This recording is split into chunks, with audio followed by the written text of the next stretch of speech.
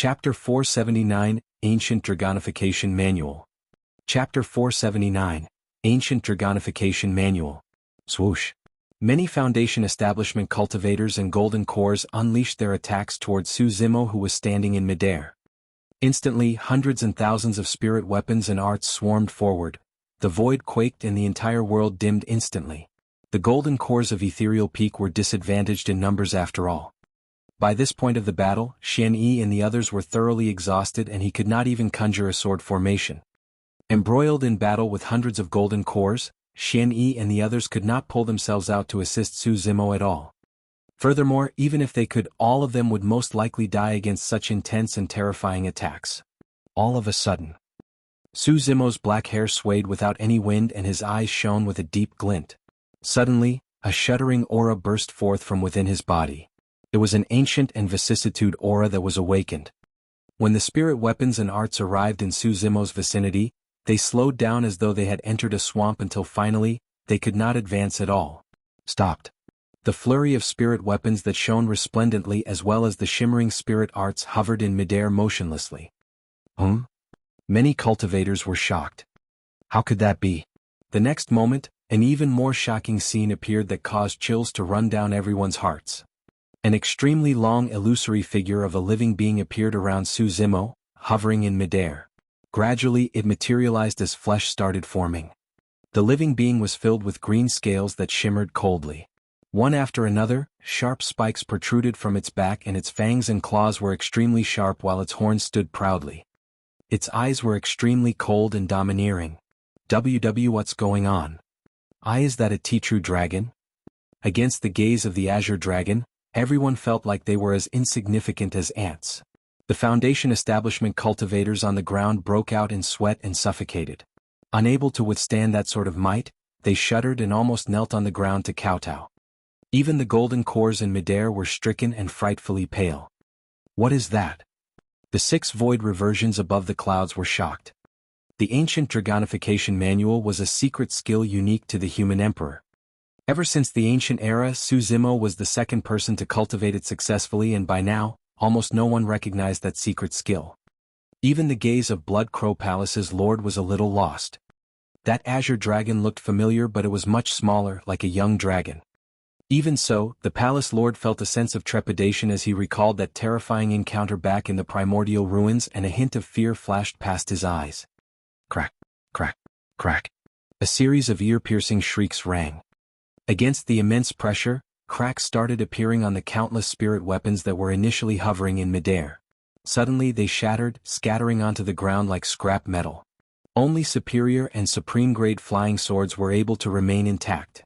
Countless spirit arts dissipated as well. The crowd was in an uproar. How terrifying did his power have to be such that spirit weapons couldn't endure it and shattered on the spot? The Azure Dragon was lifelike with intact flesh and coiled around Su Zimo's body, spiraling upwards like a variant beast that was guarding him. As Su Zimo surveyed his surroundings, the gaze of the Azure Dragon above him shifted as well. The man and dragon moved in tandem. Nobody dared to meet with their gazes at all. Su Zimo's eyes were like lightning and he suddenly took a deep breath, puffing his chest. The Azure Dragon coiling around him took a deep breath as well and its body expanded extensively. Raising its chest, a tremendous air current surged and formed a series of cyclone in midair. There was a slight pause. Both of them opened their mouths and let out a deafening roar that could break metal and rocks. Roar. Su Zimo was also letting off a dragon roar. In that instant the entire world shook and the weather changed. Poof, poof, poof. The Foundation Establishment cultivators closest to Su Zimo were unable to defend and their bodies ruptured, turning into blood mists without corpses. He was roared to death. The Foundation Establishment cultivators that were slightly further also bled from all 7 orifices. Their gazes dimmed and they collapsed to the ground dead. Right away, thousands of Foundation Establishment cultivators died. Right now, Su Zimo was at Extreme Foundation Establishment and he had already attained greater mastery of the mystic classic of the 12 Demon Kings of the Great Wilderness's orifice clearing section. His organs and orifices possessed shocking strength. After releasing the Ancient Dragonification Manual together with Thunderclap Kill, he instantly created an incomparably lethal impact. There was no way Foundation establishment cultivators could endure it, as they were shocked to death on the spot. After the dragon roar, silence ensued. Corpses were strewn all over the Foundation establishment battlefield as their blood formed rivers. It was like a scene from hell. That single dragon roar crushed the hearts of many Foundation establishment cultivators present. The cultivators that wanted to take advantage of the situation initially fled far away, not daring to turn back. Although there were still more than 10,000 Foundation establishment cultivators from Blood Crow Palace and the other 4 major sects, none of them dared to advance and retreated instinctively. Everyone was trying their best to keep their distance from Su Zimo, and they shivered with fear in their eyes. He killed thousands of Foundation establishment cultivators with a single roar. Even the golden cores and nascent souls present had never witnessed such methods, let alone the Foundation establishment cultivators present. The dragon roar even caused some of the golden cores that were facing Su Zimo directly to clutch their ears in pain. Their bodies swayed and they nearly fell from midair. With a murderous intent, Su Zimo glared at perfected being Tsang Lang and said coldly, "You guys actually think you can kill me with your standards? Go." Su Zimo pointed forward. The azure dragon coiling around him soared into the air and let out a torrential aura. Bearing its fangs and claws, it rammed 3 golden cores that stood at the front instantly, crushing their bodies entirely. Golden cores were dead. Furthermore, they died in the hands of a Foundation establishment cultivator. In the cultivation world, it was still rather common for cultivators to kill enemies that were minor realms above their levels. However, it was almost impossible for them to do that to enemies who were major realms above their levels. But right now, everyone witnessed it with their very eyes. At Extreme Foundation establishment together with the ancient Dragonification manual, Su Zimo now possessed the capabilities to kill golden cores. Another few golden cores attacked and released powerful spirit arts, conjuring pairs of heavenly encompassing palms that wanted to grab the young azure dragon. Roar! The azure dragon's body shone brightly and it roared. Charging before the few of them, it opened its gigantic mouth and devoured them. It took a couple of chomps and blood streamed down from the side of its mouth. "Evil dragon, how dare you act so brazenly?" Dozens of golden cores attacked at the same time. Their terrifying spirit energies created a series of chains that restricted the azure dragon. The azure dragon struggled and its body let out shocking strength, crushing the spirit energy chains of the golden cores. When it soared into the skies once more, it charged in front of perfected being Tsang Lang. Bang! Perfected being Tsang Lang was expressionless and a sky spread out behind him. Filled with resplendent light, it was bedazzling and shot forth countless spirit lights with an alarming aura. It was a golden core phenomenon. Bang! Bang! Bang! The azure dragon charged at perfected being Tsang Lang's golden core phenomenon repeatedly, letting out shuddering echoes. A moment later, the azure dragon dissipated alongside perfected being Tsang Lang's golden core phenomenon. The crowd was shocked. A secret skill released by a Foundation establishment cultivator was able to go against a golden core phenomenon. If Su Zimo was at golden core realm, that azure dragon would be even more terrifying and could very likely devour perfected being Tsang Lang in a single mouthful. Chapter 480 Fighting Golden Cores. Chapter 480 Fighting Golden Cores. Perfected being Tsang Lang broke out in cold sweat. He was at late-stage golden core, and yet, even after releasing his golden core phenomenon, he merely matched a single secret skill released by Su Zimo. This was the first time that perfected being Tsang Lang realized that the inexperienced and arrogant scholar of the yesteryears had surpassed his control and expectations.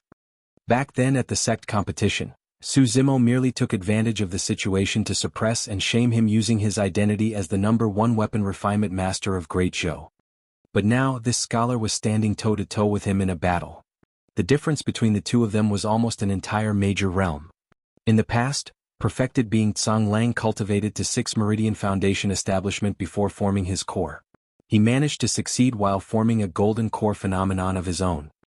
At that point he felt that his potential was not inferior to others, and at the very least he was among one of the top few golden cores within the territory of Great Zhou.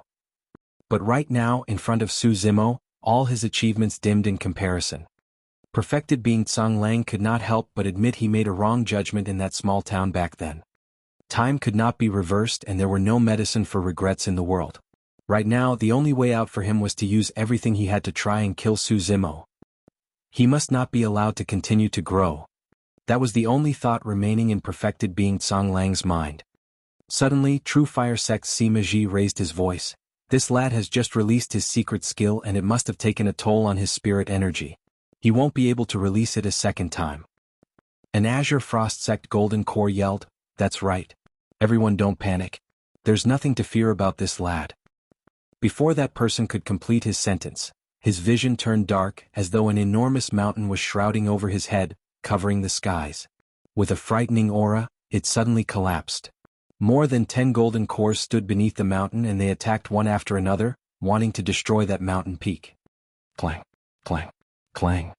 One after another the spirit weapons were repelled. Countless spirit arts clashed against the mountain peak and let out ringing sounds. Yet they were still unable to slow the speed of its crash. The golden cores were frightfully pale as they tried to flee hurriedly. However, it was a pity that it was too late by then. Boom. A deafening noise echoed. The void shook endlessly. On the spot, more than 10 golden cores were crushed and turned into meat sludge, seeping into the mud beneath and could not be differentiated. That is a Khanate spirit weapon. He actually has a Khanate spirit weapon. A series of exclamations sounded and everyone's gazes landed on that shining golden seal. That gigantic seal was squarish and golden with a divine dragon etched onto it in a lifelike manner. That was the coiling dragon seal that Su Zimo obtained in the human emperor's palace. Su Zimo beckoned gently and the coiling dragon seal shrank, returning to his palm. Perfected being Song Lang, Sima Ji and all the other golden cores were red with envy. They glared at the small golden seal in Sima Ji's palm and their breathings got heavier.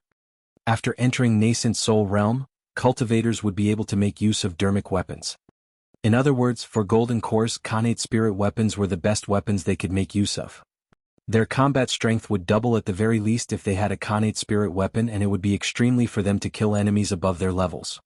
However, Khanate spirit weapons were way too rare and nobody ever sold those in the free market. In the territory of Great Zhou, treasures such as Khanate spirit weapons had not appeared for hundreds of years. Seems like you've benefited plenty in the ancient battlefield. Perfected being Song Lang said coldly, "That's good as well. I'll wait to get my hands on your treasures and secret skills after killing you." "The treasures are right in my hands. We'll just have to see if you've got the life to use them." Su Zimo sneered and propped up the coiling dragon seal with his left hand. It shone with 6 spirit patterns in a dazzling manner, as though he was carrying a blazing sun. He swiped his storage bag with his right hand and a gigantic blood-colored saber appeared in his palm. Its blade quivered and 5 blood patterns shone. A blood beam expanded followed by the spreading of a nauseating stench of blood. It was the perfect spirit weapon, Blood Quencher. "Song Lang, prepare to die." Su Zimo's gaze burned like a torch and he yelled. Propping the seal with his left hand while wielding his saber with his right, he strode widely towards perfected being Song Lang with a murderous aura. In the face of hundreds of golden cores, Su Zimo was advancing instead of retreating. Qian Yi and the others exchanged glances as they charged forward together with invigorated expressions, trying to relieve as much of Su Zimo's burden as possible. "You must have a death wish." A southern mountain sect cultivator wielded a long rod and burst forth with his blood chi, aiming for Su Zimo's head. Splash! Su Zimo channeled his bloodline and the sound of a tsunami tide echoed. Swoosh! He did not even look at the incoming rod and slashed in reverse, meeting the attack with another attack as he released his incomparable countercurrent stance. The pupils of the southern mountain sect cultivator constricted and his heart skipped a beat in shock. His motion slowed down for a moment due to the effect on his mental state by the saber force. Flashes of blood appeared. That man was cut into 2 from the middle and his organs and intestines spilled out, giving off a nauseating stench. Shoo! A streak of light burst through the void and arrived instantly. Without turning to look, Su Zimo raised his gigantic seal and repelled the incoming flying sword. At the same time he shuddered and slowed down. Although Qian Yi and the others held back a portion of the golden cores, there were still more than 100 golden cores who attacked Su Zimo at the same time, causing flying swords, spirit arts and talismans to fill the skies with resplendent lights. Clang, clang, clang. Spinning the gigantic seal with his left hand, Su Zimo released the sea calming 5 stances right his right and took on the incoming flying swords and spirit arts. Thud, thud, thud. He retreated repeatedly and his organs were immensely shaken, almost shifted out of position even. Su Zimo spat out a huge mouthful of blood. Sima Ji roared in laughter. Su Zimo, you're nothing without that secret skill from earlier. Fu. Perfected being Tsang Lang sneered, even if you can kill early or mid-stage golden cores with your Khanate spirit weapon, you are still a foundation establishment cultivator after all. There's no way you can withstand the might of late-stage or perfected golden cores. You really think you can kill me with those skills of yours? Perfected being Tsang Lang continued laughing coldly. Su Zimo was unmoved. Perfected being Tsang Lang was not wrong. Even if he was at extreme foundation establishment and had the support of the coiling dragon seal in terms of strength, he could only match against mid-stage golden cores at best and he wouldn't be able to deal with those at late stage. In that previous attack, a few perfected golden cores had attacked and Su Zimo was injured on the spot, unable to endure it. However, he was someone who did both immortality and demonic cultivation. Even without taking on his demon form, Su Zimo's physique and bloodline was still enough to crush all other cultivators of the same realm. Even perfected golden cores would not be able to escape death if Su Zimo closed in on them. He was invincible in melee combat. If anyone else had received the injuries he took, it would definitely affect their combat strength. However, Su Zimo's physique was way too strong and his regeneration capabilities were shocking. After consuming the blood-flesh elixir made of dragon flesh in the human emperor's palace, he attained greater mastery of the orifice-clearing section and was only a step away from condensing a demon inner core. Within a couple of breaths, Su Zimo's injuries were already mostly recovered. Fu. Smiling, he stood up and his tendons and bones sounded at the same time. Not only did his aura not drop after getting injured, it was even getting stronger and the glint in his eyes intensified. He was like an ancient demon that wanted to devour people.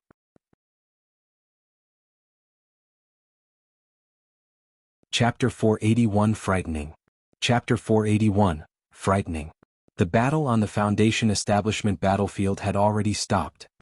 The Foundation Establishment cultivators of Blood Crow Palace and the other 4 major sects were scared out of their wits by Su Zimo's methods and did not dare to advance.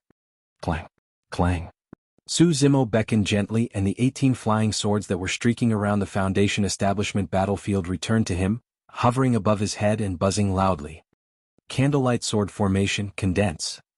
Right after, the 18 flying swords gathered together with their tips pointing outwards in unison, forming a gigantic sword-shaped circular disc. 18 rays of sword chi were released like a blazing sun and was extremely dazzling. Kill? Propping the seal with his left hand, Su Zimo held his saber with his right and flapped his spirit wings, charging forward with the candlelight sword formation above him. Swoosh, swoosh, swoosh. Flying swords tore through the air one after another, sharp and dense as raindrops. Spirit arts exploded, covering the skies as they arrived. Su Zimo was calm and seemed composed. With his spirit wings coupled with divine steed fleeting alongside his spirit perception that was gained from cultivating the mystic classic of the 12 demon kings of the great wilderness, his movements were unpredictable. At times, he would be light as a feather and at others, he would be swift as lightning. No one could read him at all.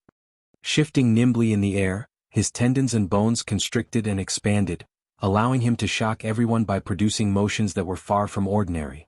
Like anacondas, snakes, apes and horses, Su Zimo kept closing in on the distance between him and the golden cores. You. A late-stage golden core looked at Su Zimo who was charging at him and his eyes were widened in disbelief. Was that even a human? He could not imagine how a human could contort their bodies to that extent and dodge such an intense flurry of attacks while rushing over without any injury. He no longer had the chance to think about it anymore. Swoosh. Su Zimo raised his saber instantly. Countercurrent surged forth. After entering extreme foundation establishment, Su Zimo's spirit energy grew much richer and he could not release saber forces in succession. That golden core was shocked and found himself having difficulty breathing, as though a surging wave was rushing at him. Thunder sounded inside his ears and the tide arrived almost instantly. Go. This man was a late-stage golden core after all and composed himself swiftly. Maneuvering his flying sword above his head, he circulated his golden core and spirit energy gushed out. No matter what, The strength of a late-stage golden core was not something a foundation establishment cultivator could handle. As long as he could withstand a move or two till the attacks of the others arrived, his enemy would naturally be trapped. Su Zimo smiled faintly with a hint of ridicule in his eyes. To him, the way the golden core changed tactics was full of flaws. Su Zimo's seemingly unstoppable saber suddenly stopped and was only an inch away from the man's flying sword. Swash! Swinging his wrist, the angle of his slash changed. Suddenly, the massive blade of Blood Quencher turned extremely flexible, like ripples on the surface of water. It wrapped around the flying sword and sliced the person's throat gently. Right after that insane toughness, it turned extremely flexible. There was no sluggishness at all and the process was smooth as water. That person's eyes dimmed and a gash appeared on his throat. The next moment, his head was lopped into the air as blood gushed out in a terrifying manner like a fountain. Melee combat was the most dangerous and one would be dead with a single misstep. Su Zimo had been through countless battles in his cultivation journey and he was extremely experienced. While the strength of late-stage and perfected golden cores was strong and could even injure or threaten his life, even the physique of a perfected golden core could not match up to him. That was an advantage he had that could make up for his inferior strength. As long as he closed the distance between them, even perfected golden cores could not escape death. Daiyu had once told Su Zimo that demonic cultivators are the best at killing people above their levels. That was the logic in that statement. After killing someone, Su Zimo did not have to pause at all as he used the candlelight sword formation and coiling dragon seal to smash against some incoming flying swords and spirit arts from early and mid-stage golden cores. At the same time he dodged the attacks of late-stage and perfected golden cores, fleeing away to kill at the other side. A golden core could not react in time and was closed in by Su Zimo, who raised his coiling dragon seal to smash down on the former's head violently. The person's head was smashed and his entire body ripped into pieces with fresh blood flowing everywhere. He died on the spot. Swerving within the crowd, Su Zimo did not bother to fight against late-stage and perfected golden cores forcibly at all. The moment he missed an attack, he would flee instantly without lingering. Even when dozens of golden cores attacked at the same time, they could not keep Su Zimo to a single spot. A moment later, Su Zimo was only filled with a couple more superficial wounds that healed within the blink of an eye. However, more than 10 golden cores on the side of Blood Crow Palace had already died. Everyone was getting more fearful. This man was way too frightening. He already possessed the capability to kill golden cores without even forming a core of his own. Furthermore, he was battling dozens of golden cores and yet, instead of being disadvantaged, he was slowly controlling the situation. This man looked to be in his 20s. How did he possess such terrifying combat talent? Kill? Seizing an opportunity, Su Zimo took a few strides forward and arrived before Sima Ji. Lifting his coiling dragon seal, he smashed it down at the latter's head. The coiling dragon seal shone with a bright golden light and let out a thunderous bang as it landed. Boom. The seal landed with a frightening aura. Suddenly, a vicious glint shone in Sima Ji's eyes as he said icily, "I've been waiting for you for a long time." Swoosh. Sima Ji circulated his golden core to its limits and a phenomenon suddenly appeared behind him. Searing flames burned more than 100 feet tall, letting out a scorching heat. Swiftly he engulfed Su Zimo with a blazing momentum. It was a golden core phenomenon. The reason why Sima Ji endured till this point was because he wanted to kill Su Zimo thoroughly with his golden core phenomenon. However, Su Zimo did not avoid nor dodge as his bloodline raced. He pushed down his blinding coiling dragon seal violently like it was a blazing sun. "You must have a death wish." Sima Ji roared and his golden core phenomenon intensified. Boom. The coiling dragon seal collided against the power of the golden core phenomenon and a deafening bang was produced as their powers ran rampant. The instant of the collision, the momentum of the flames was actually repressed by the coiling dragon seal. Since he was extremely close to the sea of flames, Su Zimo could only grit his teeth and endure the incoming blaze. He channeled his bloodline and spirit energy to fight against it repeatedly. Both sides exerted their strength. The coiling dragon seal was less than an inch away from Sima Ji's head, but it could not go down further due to the obstruction of the golden core phenomenon. A moment later, a gigantic flame burned over, engulfing Su Zimo's arm completely. The fire sizzled. In an instant, Su Zimo's arm was charred and his flesh ripped apart in a terrifying manner. Sighing internally, Su Zimo withdrew himself and retreated. It was no wonder why golden core phenomenons were the strongest techniques available to golden cores. Even with his Khanate spirit weapon and tsunami bloodline, he could not manage to break through the defenses of the golden core phenomenon. Swiftly, Su Zimo avoided the attacks of many golden cores and escaped. His arm was still burning with fire and his flesh was already in a bloodied mess. There was no way to purge golden core phenomenons except for extreme means. Haha. Sima Ji laughed loudly. Sima Ji, your arm is already crippled. Not necessarily. Su Zimo harumphed coldly and took a deep breath of air. The spirit sea in his dantian roared and his bloodline surged, cruising through his limbs towards his injured arm. Clack. The flames extinguished and smoke billowed. The cultivators watched with widened eyes. The next moment something even more frightening happened. The charred black flesh on Su Zimo's arm fell off gradually and fresh, tender meat started growing with a shiny luster. Was an uproar.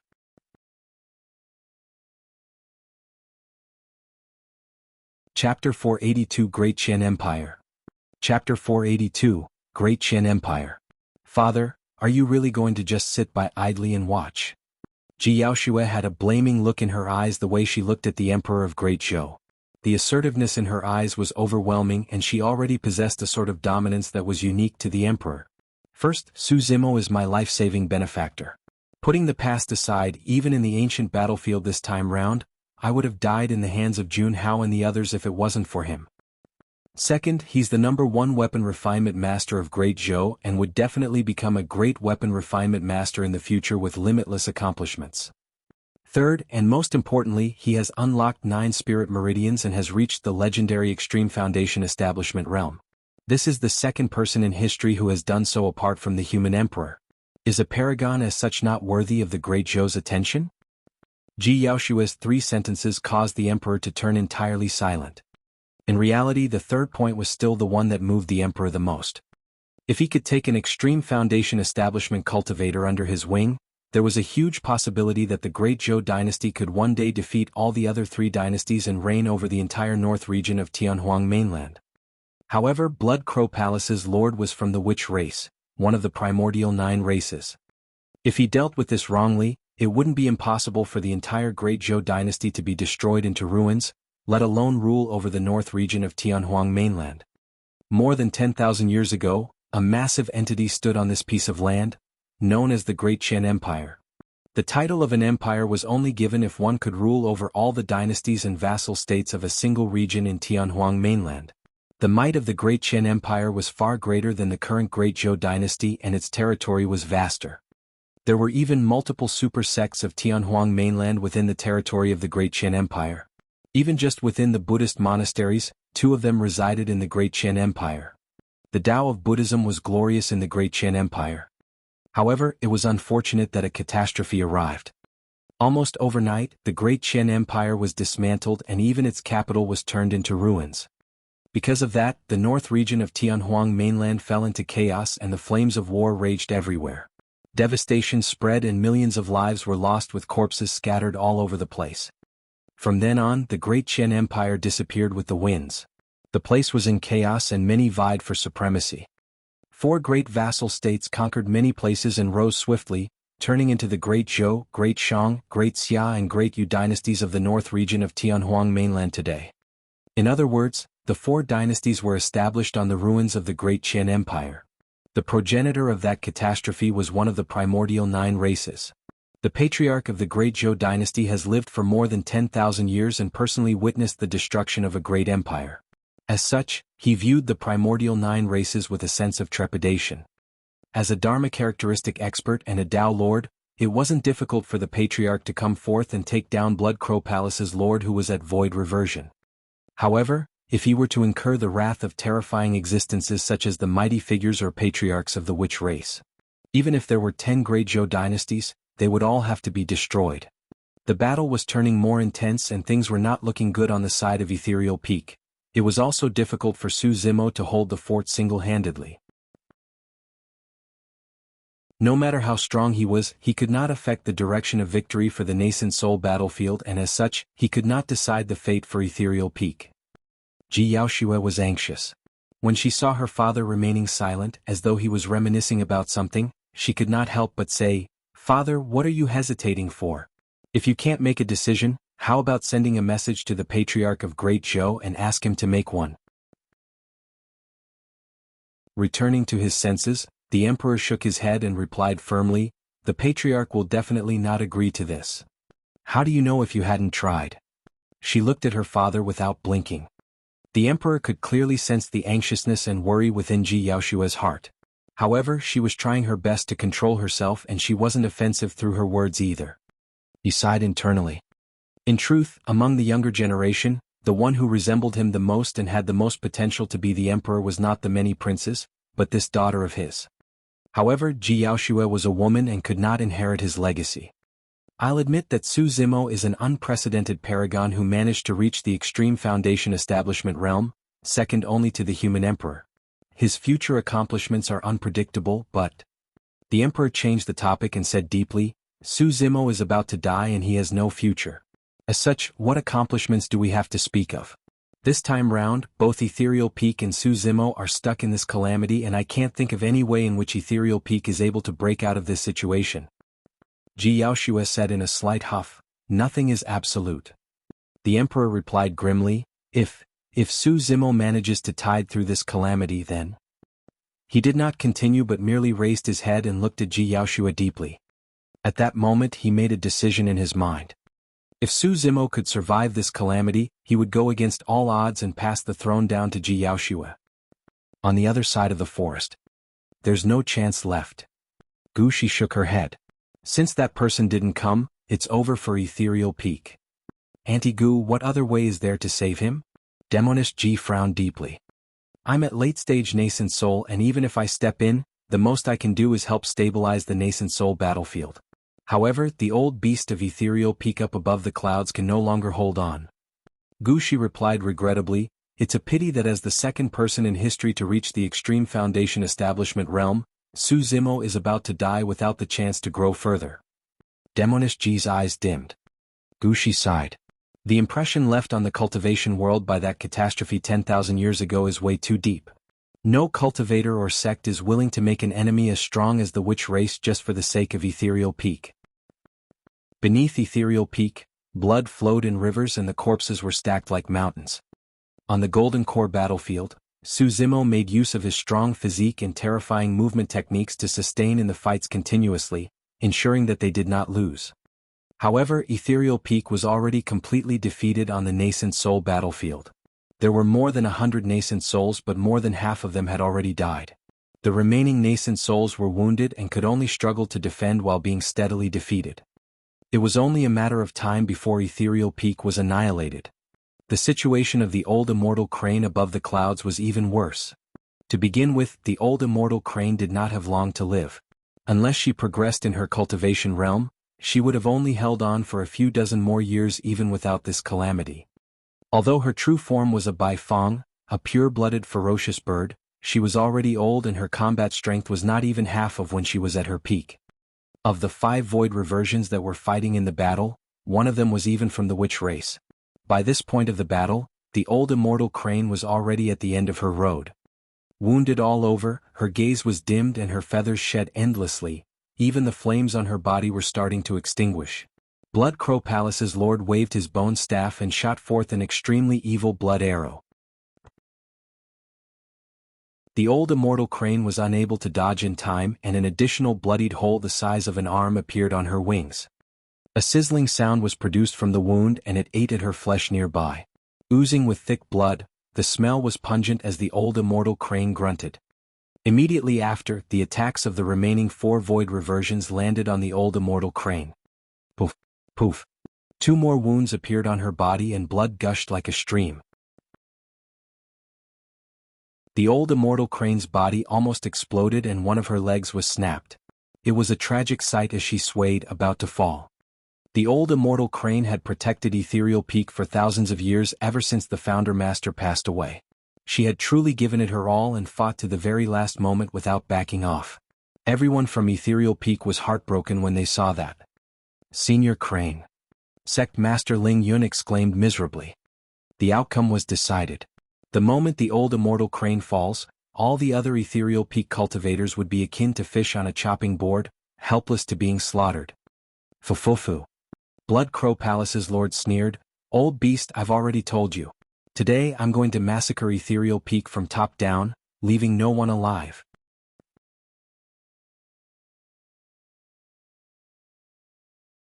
Chapter 483 Black-Robed Man.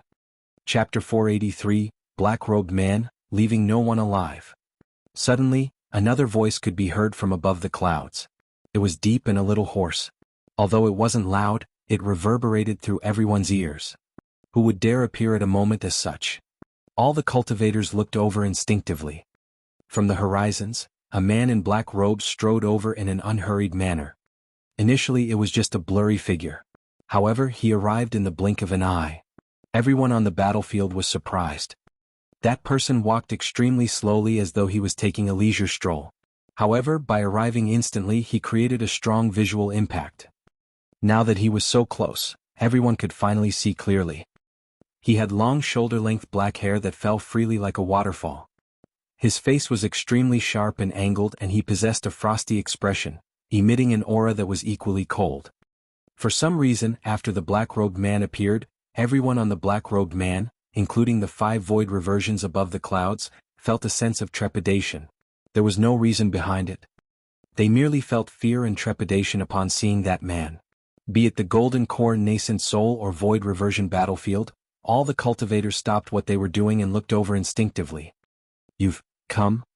The old immortal crane had a conflicted expression and sighed gently when she saw who it was. It was clear from the old immortal crane's tone that she knew the person. Everyone from Ethereal Peak, Sect Master Ling Yun included, were in a daze. "It's him?" Suddenly, among the dozens of Ethereal Peak nascent souls left, an old man who was clearly at the end of his life exclaimed, glaring at the black-robed man with his cloudy eyes. "He's back." The nascent soul old man shivered emotionally. "Little E, you've still got 3 years to your lifespan." Shifting his gaze, the black-robed man looked at the nascent soul old man and said calmly, "Little E." Su Zimo and the other cultivators of the younger generation were confused. However, Sect Master Ling Yun, Qian Yi and the others shuddered. The name of that nascent soul was Ning Yi, and apart from the old immortal crane, he was the oldest Grand Elder of Ethereal Peak with a lifespan of over 1,000 years. Golden Cores had lifespans of 500 years. Nascent Souls had lifespans of 1,000 years. Void Reversions had lifespans of 5,000 years. Almost all the cultivators in the generation of that nascent soul old man had died of old age, leaving him. If the black-robed man before them addressed Grand Elder Ning Yi as Little E, didn't that mean that he was even older than the latter? The black-robed man should have been someone from more than 1,000 years ago, and that was why the generations from Ling Yun onwards did not recognize him. Ling Yun's heart skipped a beat when he saw the reaction of the old immortal crane and Grand Elder Ning Yi, as though he recalled something. Could it be him? Qian Yi and the other Golden Cores gasped, exchanging glances. They had already guessed it. Outside Ethereal Peak, Ji Yaoshua looked at the newcomer with a confused expression and turned to ask, "Father, who is that? He seems to have some sort of a relationship with Ethereal Peak and is rather formidable." "I don't recognize him." The Emperor shook his head. Suddenly, his heart skipped a beat as he thought of someone. Someone that he had never seen before but have heard of from the legends. The Emperor murmured, perhaps he should be the only one who would care nothing about the witch race. On the other side, Gu Shi and Demonist Ji heaved sighs of relief when they saw the black-robed man appear. Clapping, Demonist Ji laughed. Hee, this senior still chose to appear. Gu Shi said, with him there's nothing to worry about for the Void Reversion battlefield.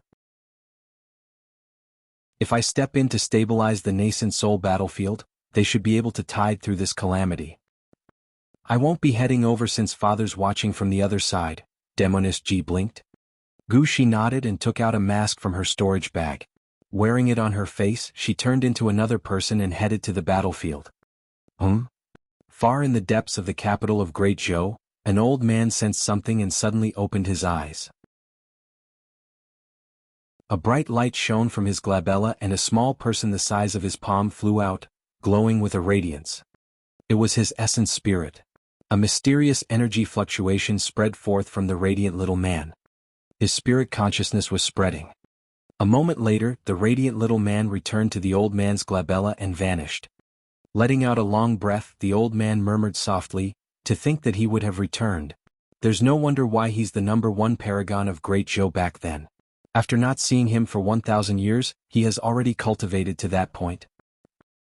The skies above Ethereal Peak. The black-robed man surveyed the surroundings.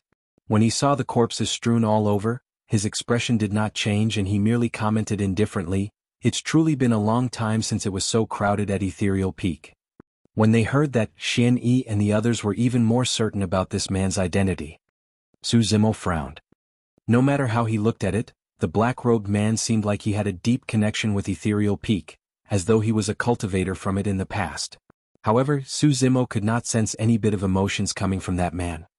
He had no reaction even after seeing Ethereal Peak cultivators dead all over the place with their corpses forming mountains. Indifferent, cold-blooded and heartless. That was the first impression the black-robed man gave Su Zimo. 1,000 years ago. Suddenly, a thought flashed through his mind as he recalled a person. The first time he heard about that person was through the disheveled old man. Thereafter, he heard Senior Crane mention a little about him back in Thunderclap Valley. This was the owner of the mystic gold silk armor. Someone who was invincible across the Foundation establishment and Golden Core realms in the north region of Tianhuang mainland in the past. When this person joined Ethereal Peak, his method of dispelling the 8 distresses formation was by killing everyone. Because he was cold, heartless and extreme in his ways, the moment he showed signs of turning into a fiend, he was locked in Thunderclap Valley to reflect in seclusion. This was also the same person who found the Void Thunder manual in the ancient battlefield and placed it inside the mystic gold silk armor to await someone with affinity. Later on, this man descended into the Tao of the Fiend and betrayed the sect. He was the terrifying expert 1,000 years ago. Now he has returned. The 5 Void Reversion experts above the clouds, Blood Crow Palace's lord included, had grim expressions and were sizing up the black-robed man the entire time. Each of them felt danger exuding from that man. A moment later, Dao Being Jingming of Iridescent Cloud's palace narrowed his gaze and asked with cupped fists, "Fellow Taoist, may I know what is your name and what sect you are from? Also, why are you interfering in this matter?"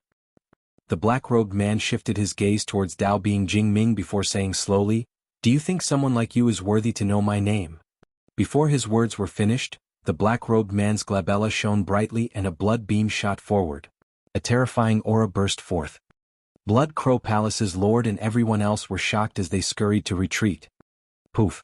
Immediately after, right in front of everyone, Dao Being Jingming's head exploded as though it was a watermelon. He died on the spot and his essence spirit didn't even get the chance to escape. He was dead. A void reversion expert died just like that. A dead silence crept through the air above and beneath Ethereal Peak. This was a truly savage man who was decisive to kill.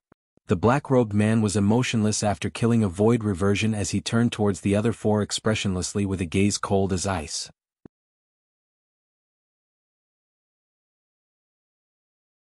Chapter 484 Asura. Chapter 484 Asura.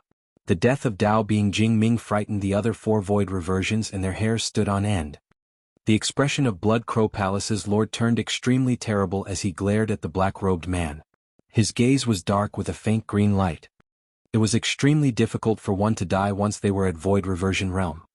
Although nascent souls could cultivate essence spirits, their essence spirits had impurities and were in turbid states, causing them to be extremely fragile.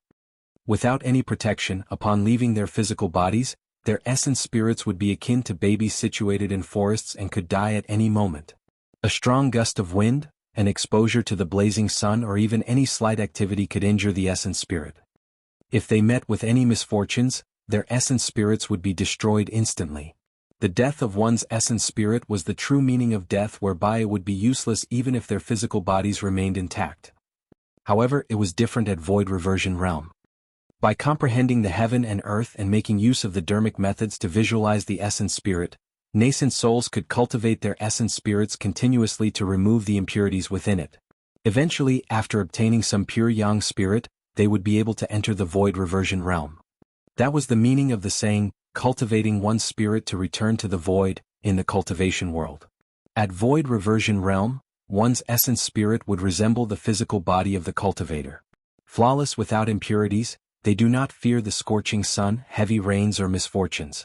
They would truly be able to break out of the restraints of one's body and roam the world, traveling everywhere.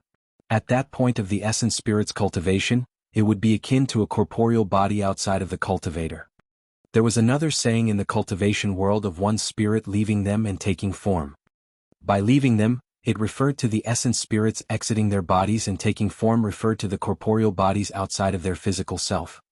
In the ancient era, void reversion realm was also known as the corporeal spirit realm. 4 void reversion Tao beings, even if their bodies were destroyed, if they reacted fast enough and sent their essence spirits out of their bodies, they would be able to survive. Although their bodies were destroyed, the presence of their essence spirit was equivalent to their survival. The black-robed man killed a void reversion with a single thought, and the latter vanished on the spot without a chance to let his essence spirit escape. That single move caused the hearts of Blood Crow Palace's lord and the other 3 to skip a beat. They were inevitably feeling fearful. Turning slightly to the side, the black-robed man looked at the utterly wretched and wounded old immortal crane who was swaying unsteadily nearby. He swiped his hand on his storage bag. Instantly, an elixir the size of a longan appeared, and there were a few patterns on its surface, emitting a rich medicinal fragrance. That is, true fire sex Tao being Liao Yuan narrowed his eyes with an alarmed expression. Vitality reprisal elixir. Blood Crow Palace's lord said it word by word. The moment those words were uttered, although the others did not have much of a reaction, all the nascent souls and void reversions present were shaken. Tao being Liao Yuan glared at the elixir in the hands of the black-robed man with an extremely scorching gaze, wanting nothing more than to devour the latter's hand right now. A grade 5 elixir, the Vitality Reprisal elixir, was created by the elixir emperor of the ancient era, and it illustrated the meaning of lucidity for one's final moments. No matter how badly injured a void reversion was, as long as they weren't dead and consumed a Vitality Reprisal elixir, they would definitely instantly invoke a tremendous amount of vitality and their injuries would be completely healed. The Vitality Reprisal elixir had long been lost on Tianhuang mainland. It was akin to a second life of a cultivator. The black-robed man sent the Vitality Reprisal elixir before the old immortal crane through a single thought. Tao being Liao Yuan and the others were green with envy. A precious elixir as such was given out just like that. The few of them revealed jealous expressions and their eyes shone with vicious glints. They even had thoughts of snatching it over for themselves. The old immortal crane had a conflicted expression and did not take it over immediately. Blood Crow Palace's lord sneered, "That old beast is at the end of her lifespan and is on the brink of death. She won't be able to live for much longer even if her injuries are fully recovered."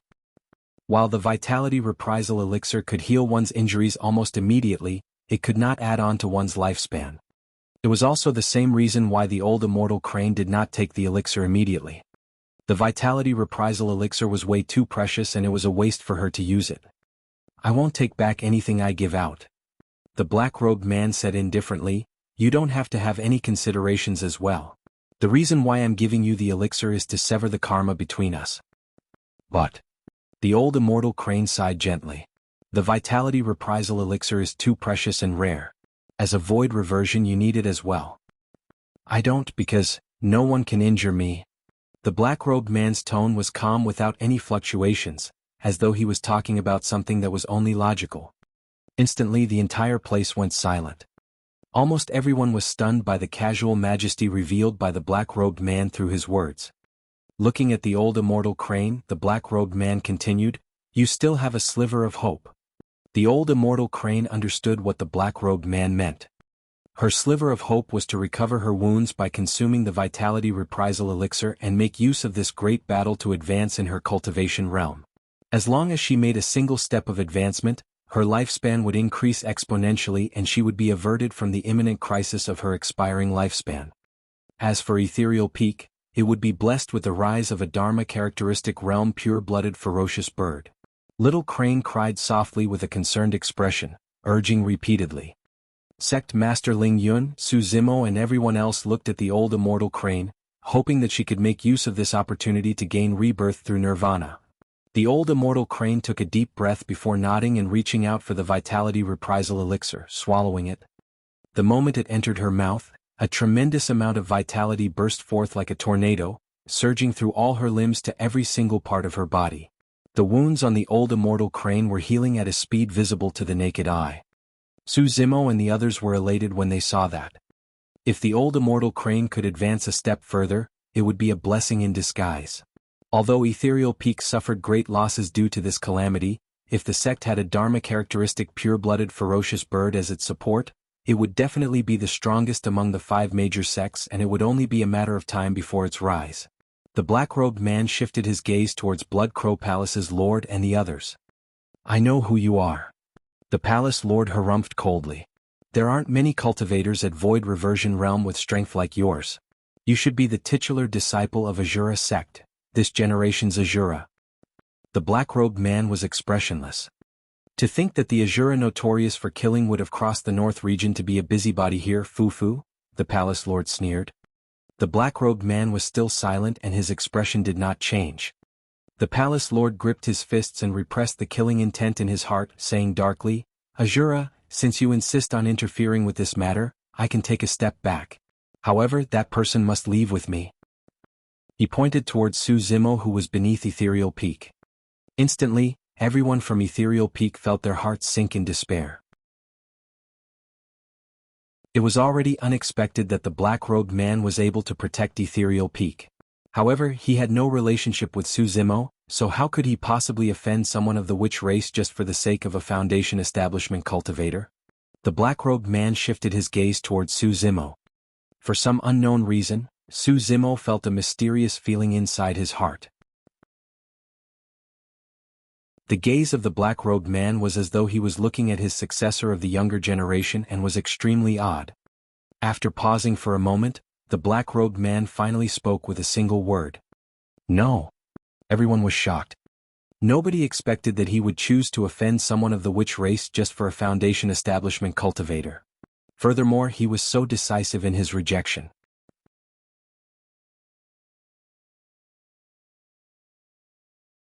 Chapter 485, Killing Indiscriminately.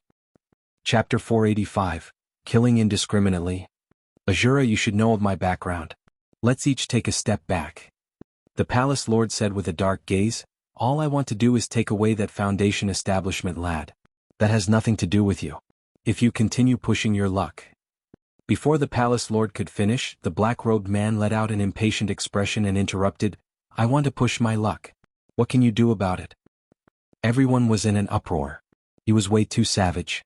He did not leave the other party a single way out at all. His reputation truly precedes him. It's no wonder why he was invincible across the Foundation establishment and Golden Core realms on Tianhuang mainland back then. He's truly way too savage, Qian lamented. The disheveled old man sighed. He is fearless even when the great Zhou royalty does not dare to interfere. He's truly incredible. It's just a pity that he has turned into a fiend, otherwise. Lu Hui did not continue, but her meaning was clear. At this point of his cultivation, Su Zimo was no longer as resistant and negative towards the fiend sections. Iridescent Clouds Palace, Southern Mountains sect, True Fire sect and Azure Frost sect could be considered to be part of the immortal sects as well. They were self-proclaimed to be righteous and viewed slaying demons and fiends as their responsibilities. But now that Ethereal Peak was in trouble, those sects chose to take advantage of the opportunity and kick it while it was down and out. How were their actions different from the fiends? The black-robed man was someone of Asura sect, a fiend sect. Yet, upon knowing that Ethereal Peak was in danger, he rushed over here from thousands of miles away across the Middle Continent and North region. Who were the true immortals and who were the true fiends? Su Zimo found himself agreeing more and more with Demoness G's words. The Tao of fiends was not the Tao of evil, but one of obsession and extremity.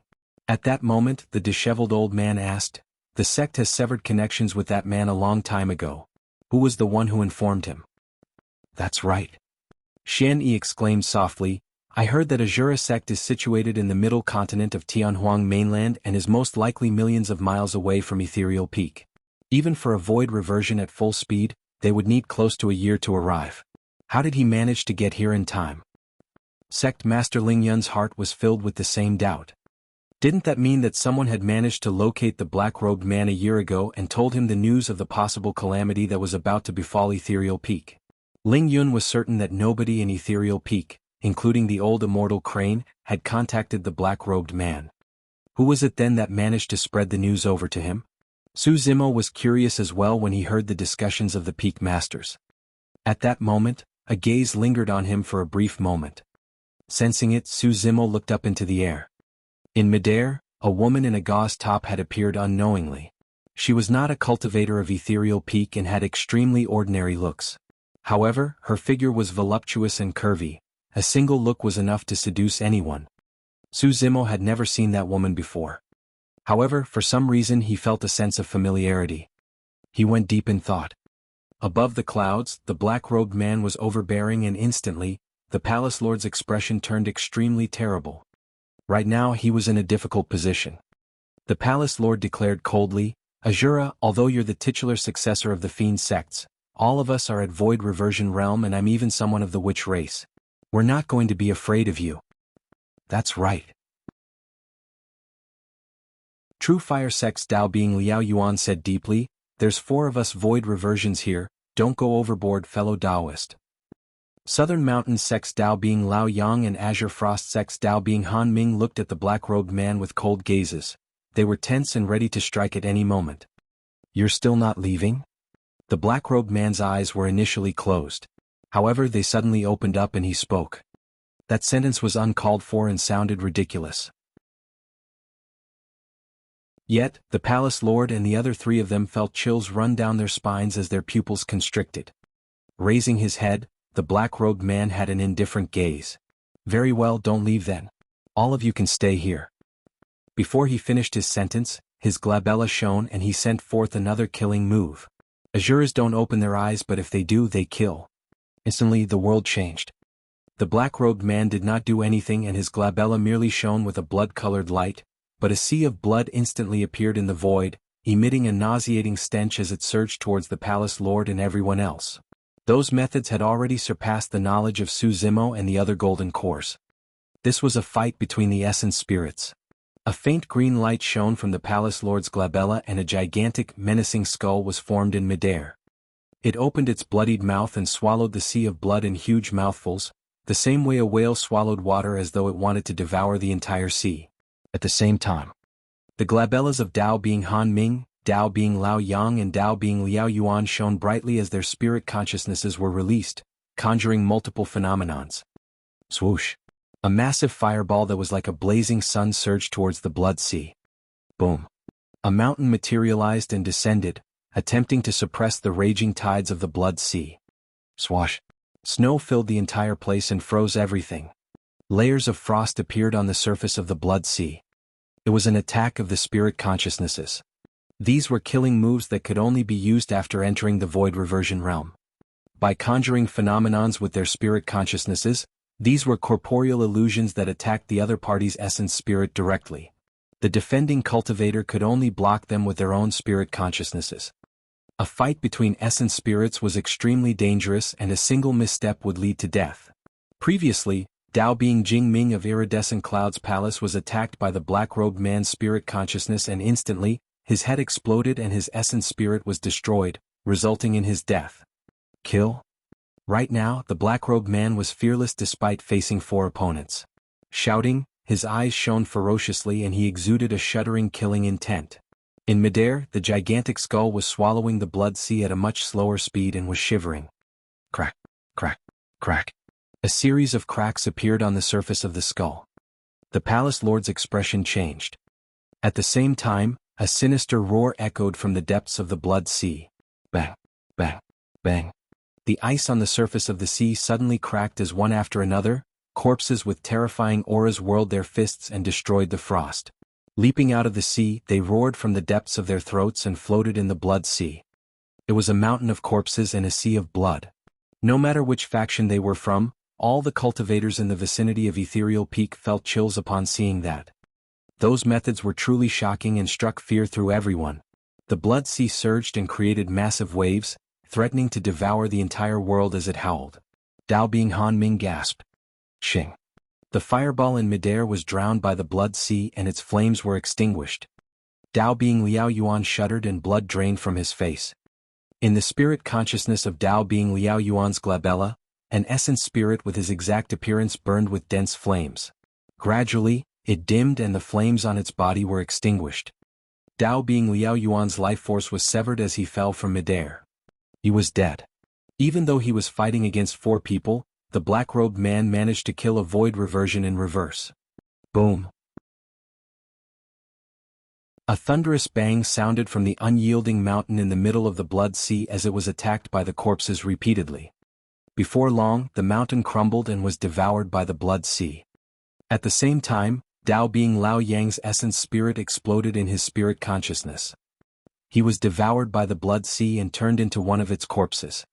Another void reversion had fallen.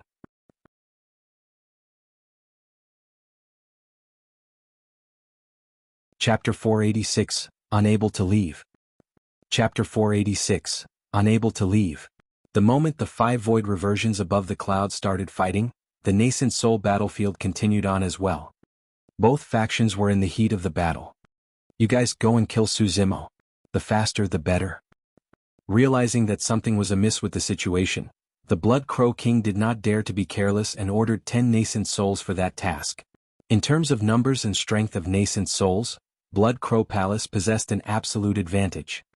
From the side of Ethereal Peak, the remaining dozens of nascent souls that were led by Sect Master Ling Yun were filled with injuries and exhausted. They were almost unable to fight on anymore.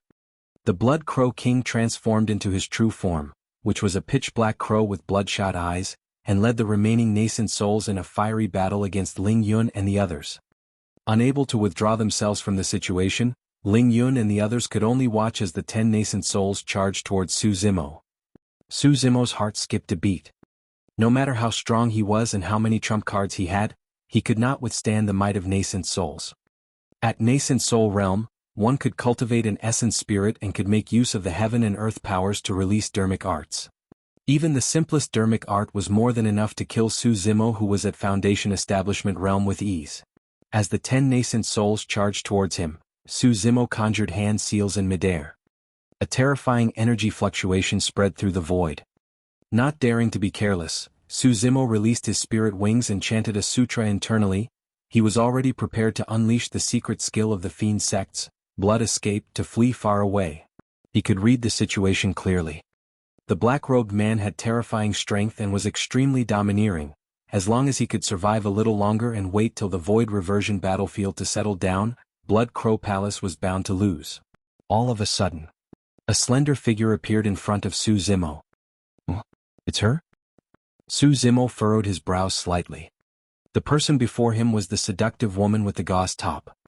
You must have a death wish. You're asking for death. The 10 nascent souls that were charging over shouted and had already released the dermic arts from their hands. There were razor-sharp long swords with rainbow ripples, crystalline fingers as thick as stone pillars, horrifying fists as heavy as mountains.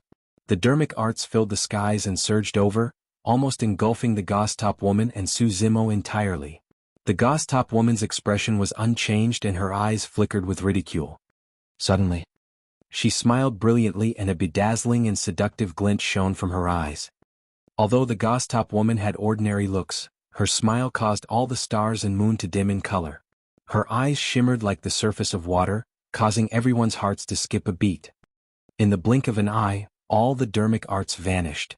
All the cultivators were shocked by the methods of the gauze-top woman when they saw that. As for Su Zimo, he had a vague guess about the gauze-top woman's identity after a moment of contemplation. Only a cultivator of the fiend sect's pure maiden sect could bewitch all living beings with a single action and smile. Although this woman wasn't demonish G, she definitely had a deep relationship with the latter. By adding those information together with this person's cultivation realm, her identity was revealed almost instantly. It was the chief steward of Sky Treasure Auction House, Gu Shi. With the secret skill of pure maiden sect, Gu Shi removed all the dermic arts and seized the opportunity while the 10 nascent souls were distracted to raise her palm. Instantly, 10 cold flashes of light shot into the glabellas of the 10 nascent souls. After a brief pause, the eyes of the 10 nascent souls dimmed and they fell from midair one after another lifelessly. 4 nascent souls, they won't die even if their hearts were crushed. The true weakness of a nascent soul was their essence spirit. Gu Shi's counterattack did not show any mercy and she crushed all 10 of their essence spirits instantly, causing them to die on the spot. Su Zimo nodded silently. It was no wonder why she was of the fiend sections. All the itinerant cultivators of Blood Crow Palace and the nascent souls of small sects could not deal with the secret skill of pure maiden sect at all. Back in the ancient battlefield, Demoness Ji was restrained by the paragons of the Buddhist and immortal sects, and she even suffered a loss against the successor of Diamond Monastery.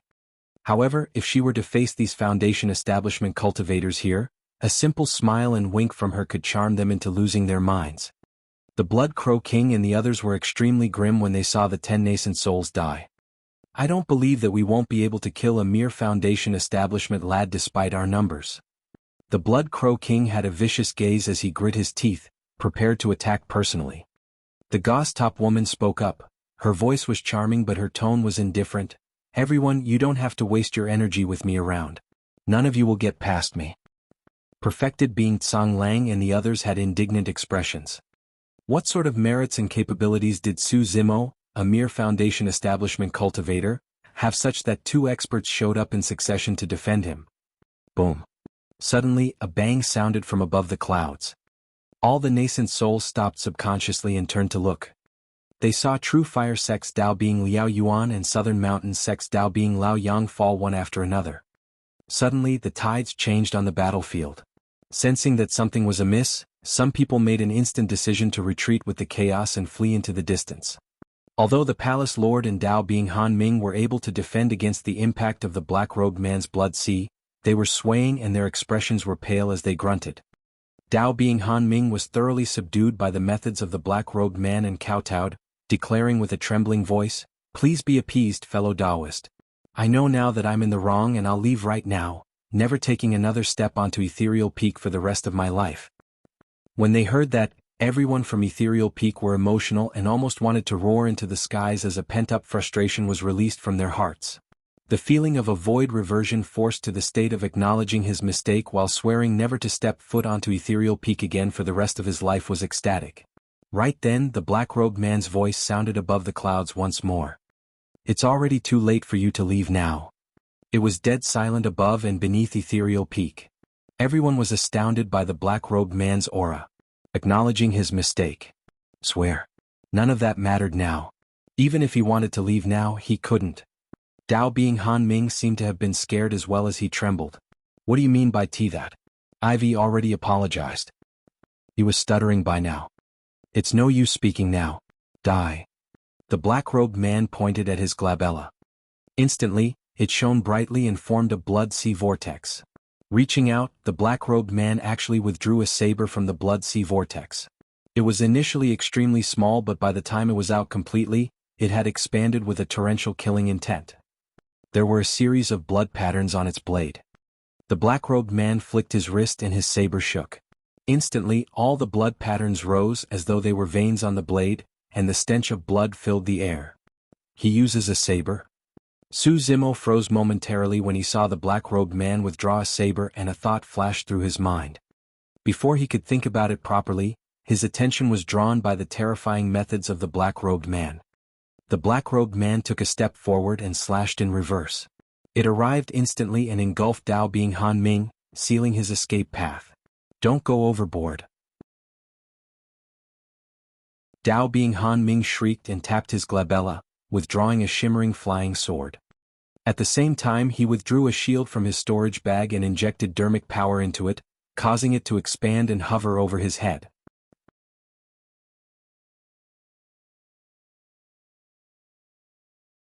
Chapter 487 Remnant of the Witch Race. Chapter 487, Remnant of the Witch Race. Clang. The saber sliced the flying sword into two the moment they clashed. Dao Bing Han Ming grunted and spat out a mouthful of blood. The flying sword was his life force dermic weapon and was connected to his essence spirit. With his life force dermic weapon crippled, Dao Bing Han Ming's essence spirit received an immense impact and was severely injured. The black-robed man's saber technique was still sharp and his momentum did not pause, cutting down heavily onto the shield in midair and letting out a deafening sound of metal screeching. Boom. The shield exploded into pieces. A terrifying power surged into Dao Bing Han Ming's body and his organs, bloodline and bones were disintegrated into pieces due to the sharpness of the blade. Poof, poof, poof. A series of blood mists spewed out from Dao Bing Han Ming. A single slash was all it took to sever Dao Bing Han Ming's vitality entirely. A glowing little man scurried out of the top of Dao Bing Han Ming's head frantically. His essence spirit was exiting and escaping into the distance. However, it was a pity that the two of them were extremely close. Dao Bing Han Ming's essence spirit did not manage to escape far before the black-robed man caught up to it, grabbing it and crushing it with his palm. After losing the protection of his body, the essence spirit was too weak and could not withstand a single attack. In the blink of an eye, the void reversions of the four major sects had already died in the hands of the black-robed man, leaving Blood Crow Palace's lord. The palace lord had just conjured his dermic technique when Dao Bing Han Ming had already died. Gritting his teeth, the palace lord waved his bone staff and uttered an indecipherable incantation. The skull on top of the bone staff gradually filled with blood and two scarlet blood beams shone from its eye sockets, as though it was alive. Blood bat form? The palace lord roared in rage and pointed his bone staff at the black-robed man. Buzz! Buzz! The skull opened its mouth and blood-colored bats flew out one after another continuously. Like a swarm of locusts, they charged towards the black-robed man in a dense pack. This was a secret skill of the witch race. All of those were blood-sucking bats, and if a cultivator was trapped in their encirclement, their blood would be sucked dry within a single second. How dare the light of a firefly try to compete against the shine of the moon for glory? The black-robed man sneered. He did not retreat or dodge the looming swarm of bats and instead, took a step forward and slashed again. The weather changed. That single slash seemed as though it had unleashed endless hell. The sky and earth collapsed. Endless firestorms descended from the skies and the ground ripped apart, causing scarlet lava to gush out. The vast land was filled with ugly scars and corpses were strewn everywhere. The blood bats cried endlessly upon entering that endless hell and they disappeared before they could even get close. A look of panic flashed through the palace lord's eyes. Swoosh! In a flash, the black-robed man had already arrived before the palace lord. He slashed in reverse at an extremely fast speed and the sound of ghosts wailing could be heard as his saber sliced through the void. The palace lord felt his heart skip a beat.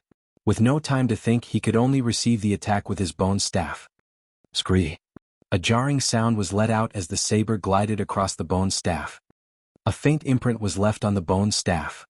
The palace lord shuddered and a mouthful of blood rushed up his throat before he swallowed it back forcefully. Although the witch race was one of the primordial 9 races, they did not have strong physiques and neither did they specialize in melee combat.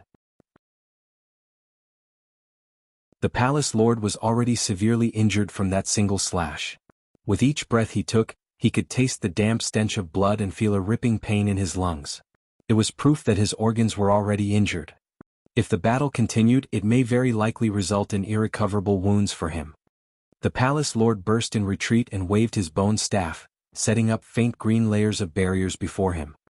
As if oblivious to them, the black-robed man charged at them readily. Crack, crack, crack. The faint green barriers shattered repeatedly and could not stop the black-robed man at all. The black-robed man's gaze was icy cold and his killing intent was chilling as he moved like a phantom.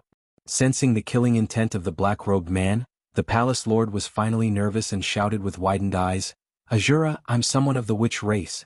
If you dare take my life, you will bring about destruction for Asura sect." Su Zimo was secretly alarmed when he heard that. The tone of the palace lord was extremely tough and firm, as if he truly meant it. Could there truly have been super sects that were destroyed by the primordial 9 races on Tianhuang mainland? Do you think that a remnant of the witch race like yourself is enough to threaten me? The black-robed man took a stride forward with a frosty glare and slashed at the palace lord once more. Clang. Although the palace lord managed to defend against it, he could not endure it anymore and spat out a huge mouthful of blood. His organs had shifted positions and were almost ruptured. The words "remnant of the witch race" caused a commotion in the crowd.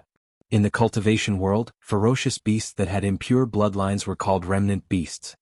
In other words, the palace lord was not completely considered as someone of the witch race and could only be considered as a half-being.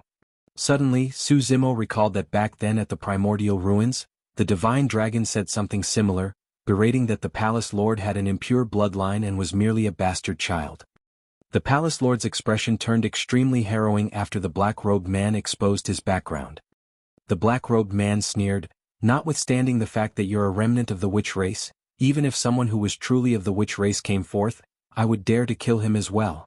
There's no one in this world that I, Yen Beichen, wouldn't dare to kill. It was only at this moment that Su Zimo knew that the name of the terrifying expert from 1,000 years ago was Yen Beichen. The palace lord did not dare to linger and bit his tongue, spitting out a mouthful of essence blood to release his secret skill. He turned into a streak of light and fled into the distance at an extremely fast speed. Where can you run to? Yen Beichen's eyes lit up with a dark glint. He slashed forward and it seemed to cross the voids, landing heavily on the palace lord. There was nowhere to escape. A stream of blood gushed out. The palace lord's body was split into two instantly. His essence spirit left his body and hovered in midair. It was a little man that shone with a dim blood light and looked exactly the same as his physical body. Blood tribute. The palace lord's essence spirit escaped and let out a spirit consciousness fluctuation. The essence spirit traveled through villages where there were countless innocent mortals. There were farmers who were plowing the fields, muscular men who were chopping firewood, mothers preparing to cook and children who were playing merrily. All of those living beings suddenly froze, as though they were engulfed by some mysterious power. In the blink of an eye, their bodies withered at a visible speed, turning into streaks of blood light as their life forces surged into the essence spirit that was escaping in midair. The eyes of the palace lord's essence spirit shone brightly as it recovered rapidly. Everyone from Ethereal Peak was heartbroken at the sight of that. Hundreds of thousands of innocent mortals were met with the calamity, turning into dried corpses and died in miserable manners. It was the same situation that Su Zimo and the others encountered at Linfeng City in the past. Yen Beichen chased in pursuit with his saber and took huge strides, crossing through the voids. Unfortunately, the distance between them increased further and further. When void reversions lose their bodies and were left with their essence spirits, although their combat strength were weaker, their speeds were at least doubled without the restrictions of their flesh. Furthermore, the palace lord released the evil blood tribute technique and replenished a massive amount of energy, allowing him to escape from Yen Beichen's pursuit before long. Asura, one day I'll definitely make you pay for destroying my physical body today. Ah. The blood light disappeared into the horizon, leaving nothing but a sinister laughter.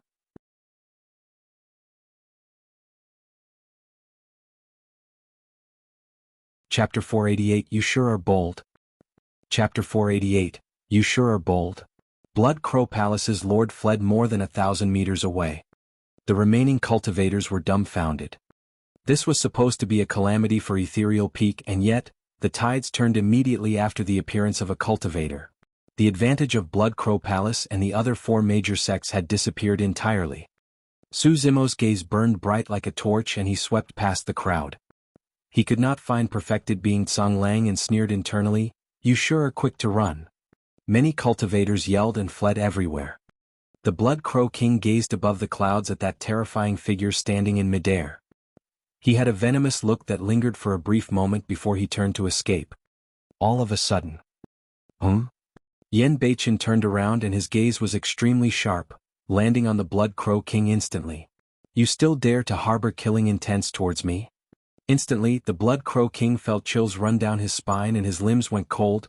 The blood within his body seemed to have stopped flowing. "You sure are bold." A massive shout echoed through the clouds, reverberating through the ears of many cultivators in a deafening manner. Immediately after, a gigantic saber beam descended from the skies and swept through the void, as though it wanted to slice the world apart. Boom. The ground shook and the mountains trembled. The saber beam burst into the crowd that was escaping and blood mist spewed everywhere. The Blood Crow King had just transformed to his true self and was about to fly into the skies when he was cut down by Yen Beichen's slash without a corpse left. Long blood-colored ravines were left at the foot of Ethereal Peak as a torrential killing intent surged into the skies. They were filled by countless corpses and looked terrifying, like blood scars on the ground that everyone was forbidden to enter. More than 10 nascent souls died at the very least because of that slash. There were even more Golden Cores and Foundation Establishment cultivators that were beside the blood ravines and died, unable to withstand the killing chi that was sent forth from the saber. Finally, Ethereal Peak's calamity came to an end after Yen Beichen's slash. The cultivators of Ethereal Peak that survived felt a sense of relief after a major calamity. However, immediately after, when they saw the corpses that were strewn at the foot of the mountain, they felt a tragic sadness. All of those were their sect mates. They had grown up together in Ethereal Peak, cultivating and slaying evil while protecting the masses for many dozens and even hundreds of years. But now, many of them were dead because of a massive battle and they could never hear from them ever again. This was the cultivation world, which was incomparably cruel. For the first time, Su Zimo felt that the cultivation world was much more savage and had more bloodshed than Songlang Mountain Range. After consuming the Vitality Reprisal Elixir, most of the old immortal crane's injuries had already recovered and it had gotten a new life. However, a look of weariness could still be seen from the eyes of the old immortal crane. This battle had expended most of her life's essence and vitality. If she could not advance a step further, she would have to pass away here. Maintaining its ferocious bird form, the old immortal crane stood at the peak of Ethereal Peak on one leg and closed its eyes to cultivate. A power was rumbling within its body, raring to spew out. Old skin started shedding from its body and its green feathers were incinerated. However, right in front of everyone, new skin regrew alongside green feathers that shone with a shiny luster. The flames that were originally extinguished from her body had appeared once more. Although the flames were small, they emitted a scorching temperature and were growing steadily. The void around the flames were already starting to contort due to the heat. The old immortal crane's condition was gradually turning better. The little crane cried softly and jumped in joy. Sect Master Ling Yun swallowed a mouthful of elixirs and started managing the situation, dragging his injured body while focusing his spirit. First, he ordered the cultivators on the battlefield to return to the sect and treat their injuries. Next, he requested for the Qi refinement warriors who did not take part in the battle to come forth and clean up the battlefield. Although he was severely injured after experiencing such a calamity, Ling Yun did not panic and displayed strong leadership in controlling the situation. The sect started moving in an orderly manner after his instructions were pumped out. "Fellow Taoist, please wait."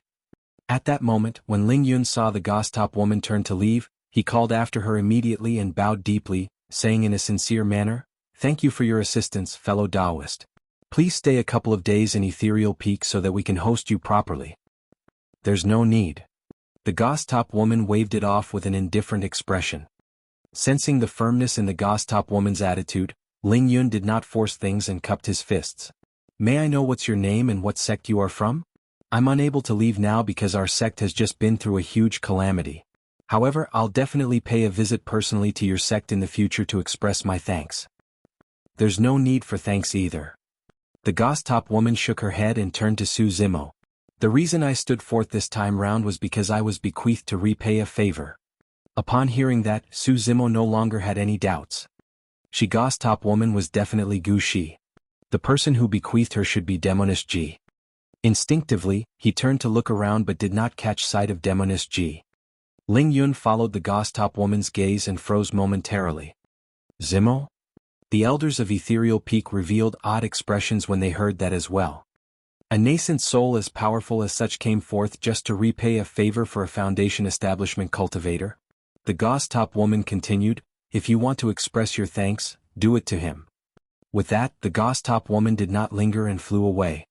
Ling Yun and the others looked at Su Zimo with endless admiration in their eyes, as though they had just discovered the most precious treasure in this world. Even without the Gostop woman's remark, Su Zimo had done great merits in this battle. Furthermore, he was at Extreme Foundation Establishment 1.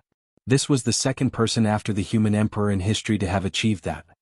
If he was already able to kill golden cores and possessed such terrifying potential and combat strength at Foundation Establishment realm, his future accomplishments would definitely not be inferior to that person above the clouds.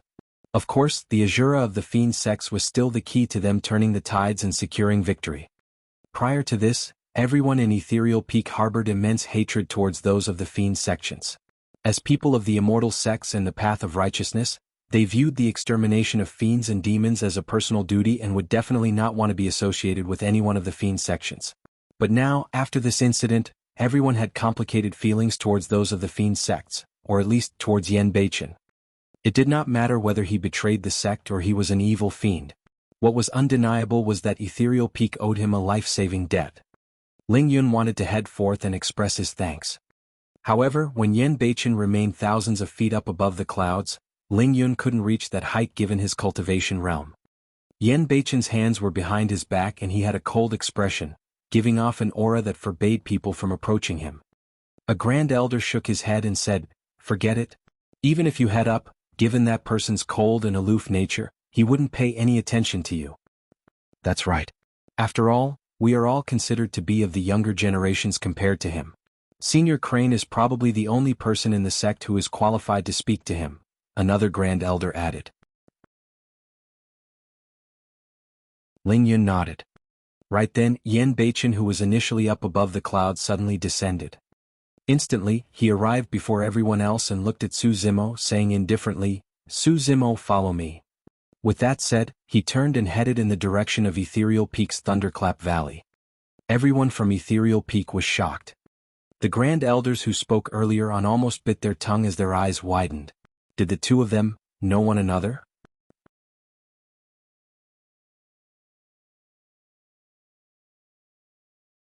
Chapter 489, Saber Test. Chapter 489, Saber Test. Everyone from Ethereal Peak exchanged glances speechlessly. When they recalled how firm Yan Beichen was in rejecting the Blood Crow Palace's lord's request and taking Su Zimo away, their minds starting reeling. The attitude of the Fiend Sect's Asura towards Su Zimo was rather strange. It did not seem as though he merely cherished the fact that Su Zimo was at Extreme Foundation establishment.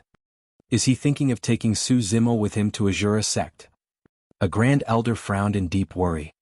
After all, Su Zimo's potential was way too great, and there was a chance that Ethereal Peak would rise in glory if he remained in the sect. Let's not think too much about it. Even if that's what he wants, there's nothing we can do, and there's no one who can stop him either. That's right. In the void not far away.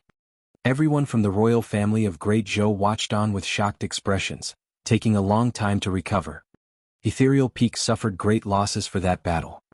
However, the remaining cultivators, be it at Foundation Establishment, Golden Core or Nascent Soul Realm, had gone through the baptism of blood in life and death and would definitely grow to be the strongest supports of Ethereal Peak in the future.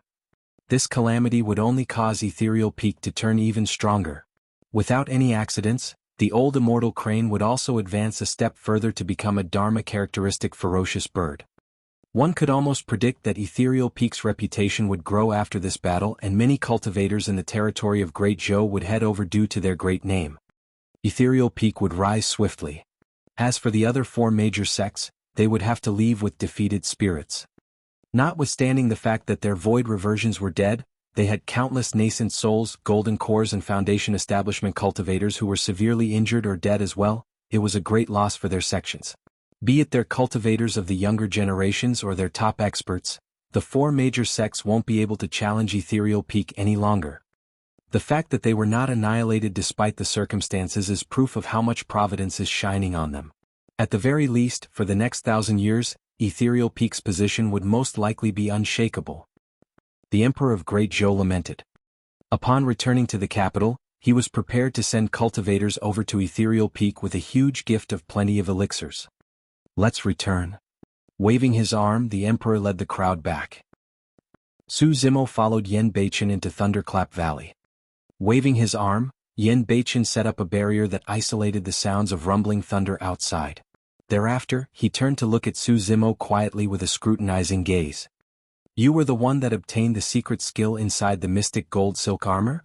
Suddenly Yan Beichen asked. Su Zimo nodded. Thank you, senior. Yan Beichen pouted his lips. The Void Thunder Manual is a secret skill that's said to be the Thunder Emperor's compilation of his life's work before his ascension back then. Unfortunately, I only managed to obtain a page of it in the ancient battlefield. The Thunder Emperor. It was no wonder why the demonic chi in Su Zimo's bloodline could be purged just through the mantra of a single page. It was because the Void Thunder Manual had such a powerful origin. A moment later, Yan Beichen asked, You were the one who obtained the Saber Emperor's inheritance in the ancient battlefield. I was. Su Zimo admitted to it. The Sea Calming Manual had been lost for many years, and it was normal that the cultivators of the Great Zhou dynasty could not recognize it. However, Asura sect was one of the super sects of Tianhuang mainland, and Yan Beichen, who was before him, was an expert at the void reversion realm. It was only natural that Su Zimo's saber technique was recognized by the latter. All of a sudden, Su Zimo's heart skipped a beat, and he recalled the thought that he did not complete earlier on. 1,000 years ago, the Saber Mountain Spirit Sea, Asura sect, paragon who used a saber. All the clues that were laid out before him pointed out to an incident in the past clearly. Senior, you were the Asura sect paragon who obtained the Saber Emperor's inheritance from the ancient battlefield 1,000 years ago, the Tidal manual? Su Zimo blurted out. Yen Beichen nodded. Suddenly Su Zimo was enlightened. It was no wonder why Yen Beichen stared at him earlier on with such an odd expression, as though he was looking at a successor of the younger generation. It was not only because he was a disciple of Ethereal Peak and had obtained the Void Thunder manual. It was because one after another, they obtained the inheritance of the Saber Emperor as well. Go on, attack. Let me see how much of the Saber Emperor's inheritance you managed to comprehend. Yen Beichen raised his palm lightly and endless spirit chi gathered towards his palm. In the blink of an eye, it condensed into a sinister saber. No longer speaking, Yen Beichen attacked immediately after. Su Zimo's reaction was extremely fast and he whipped out his blood quencher. Attacking upwards, he released the Sea Calming Manual's countercurrent right away. Clang. The two sabers collided and let out a crisp sound, causing sparks to fly everywhere. The power of the attack was not heavy. Su Zimo could clearly feel that Yen Beichen had repressed his power countless times in order to test his saber. Yen Beichen's attack had already reached the level of force. After that attack, Yen Beichen was expressionless and flicked his wrist. The next attack had already arrived stealthily. His saber technique was blurry and unpredictable, yet, its killing aura was instantaneous and shuddering. Not good. Su Zimo's heart almost exploded. Against that killing intent, Su Zimo truly thought that Yen Beichen was about to kill him. Instinctively, he unleashed his spirit wings and was about to retreat backwards. However, the moment his spirit wings were summoned, they dissipated and turned into specks of light that scattered in the void. Needless to think, that must have been done by Yen Beichen. Su Zimo buckled his knees and channeled his bloodline, wanting to dodge backwards. Immediately after, to his horror, he realized that there seemed to be 3 walls erected on his left, right and back. He could not move and could only stand motionlessly on the spot. Use your saber. Yen Beichen's voice sounded coldly, or die. Nobody could question the killing intent of the fiend sect's Asura. He had said previously that there was nobody he couldn't and wouldn't dare to kill in the world. An Asura did not require reason to kill. Yen Beichen's attack was one of the stances from Asura Saber. Asura sect's fiend heir, Baiyu, had used it before in the ancient battlefield as well, and it was the exact same move. However, although they were exact, the might that was produced from Yen Beichen was worlds apart. That attack was ethereal and was imperceivable. Although Su Zimo felt so terrible he wanted to throw up, he had nowhere to retreat. Taking a deep breath, Su Zimo composed himself and closed his eyes instead, choosing to follow his heart. Suddenly he slashed out at the void before him. It was the ripple stance of Sea Calming Manual. The entire void seemed to drawn in by that slash, and spirit chi swirled, as though it was creating a massive vortex. Under Yen Beichen's pressure, the vortex stance had also reached the level of force. Although the saber was only slashing at an empty spot, it possessed a centrifugal power of attraction that instantly broke through Yen Beichen's Asura saber's intense state. The initially imperceivable saber was now appearing. Clang. The two sabers collided once more and retraced upon a single contact. A subtle hint of admiration could be seen flickering through Yen Beichen's eyes. Carry on. His voice was still cold as ever without any emotions. The Sea Calming Manual was a saber technique comprehended by the Saber Emperor at the seaside. Be it in terms of toughness or flexibility, it was majestic and overbearing, unlike Asura Saber. Asura Saber was a technique that was purely created for killing, and every single move was sinister and lethal. The two different techniques, one righteous and one evil, were supreme secret skills in the Tao of the Saber. Yen Beichen continued attacking in succession, and the angles of his attacks were tricky. They withdrew, lifted, or were hidden. Every single attack was filled with boundless imagination that left one speechless. Against such a saber technique, Su Zimo could only deal with them using the ripple stance of the Sea Calming Manual, fighting gentleness with gentleness. Su Zimo's ripple stance turned increasingly mature against that immense pressure, and a saber force that was akin to ripples on the surface of water started to appear gradually.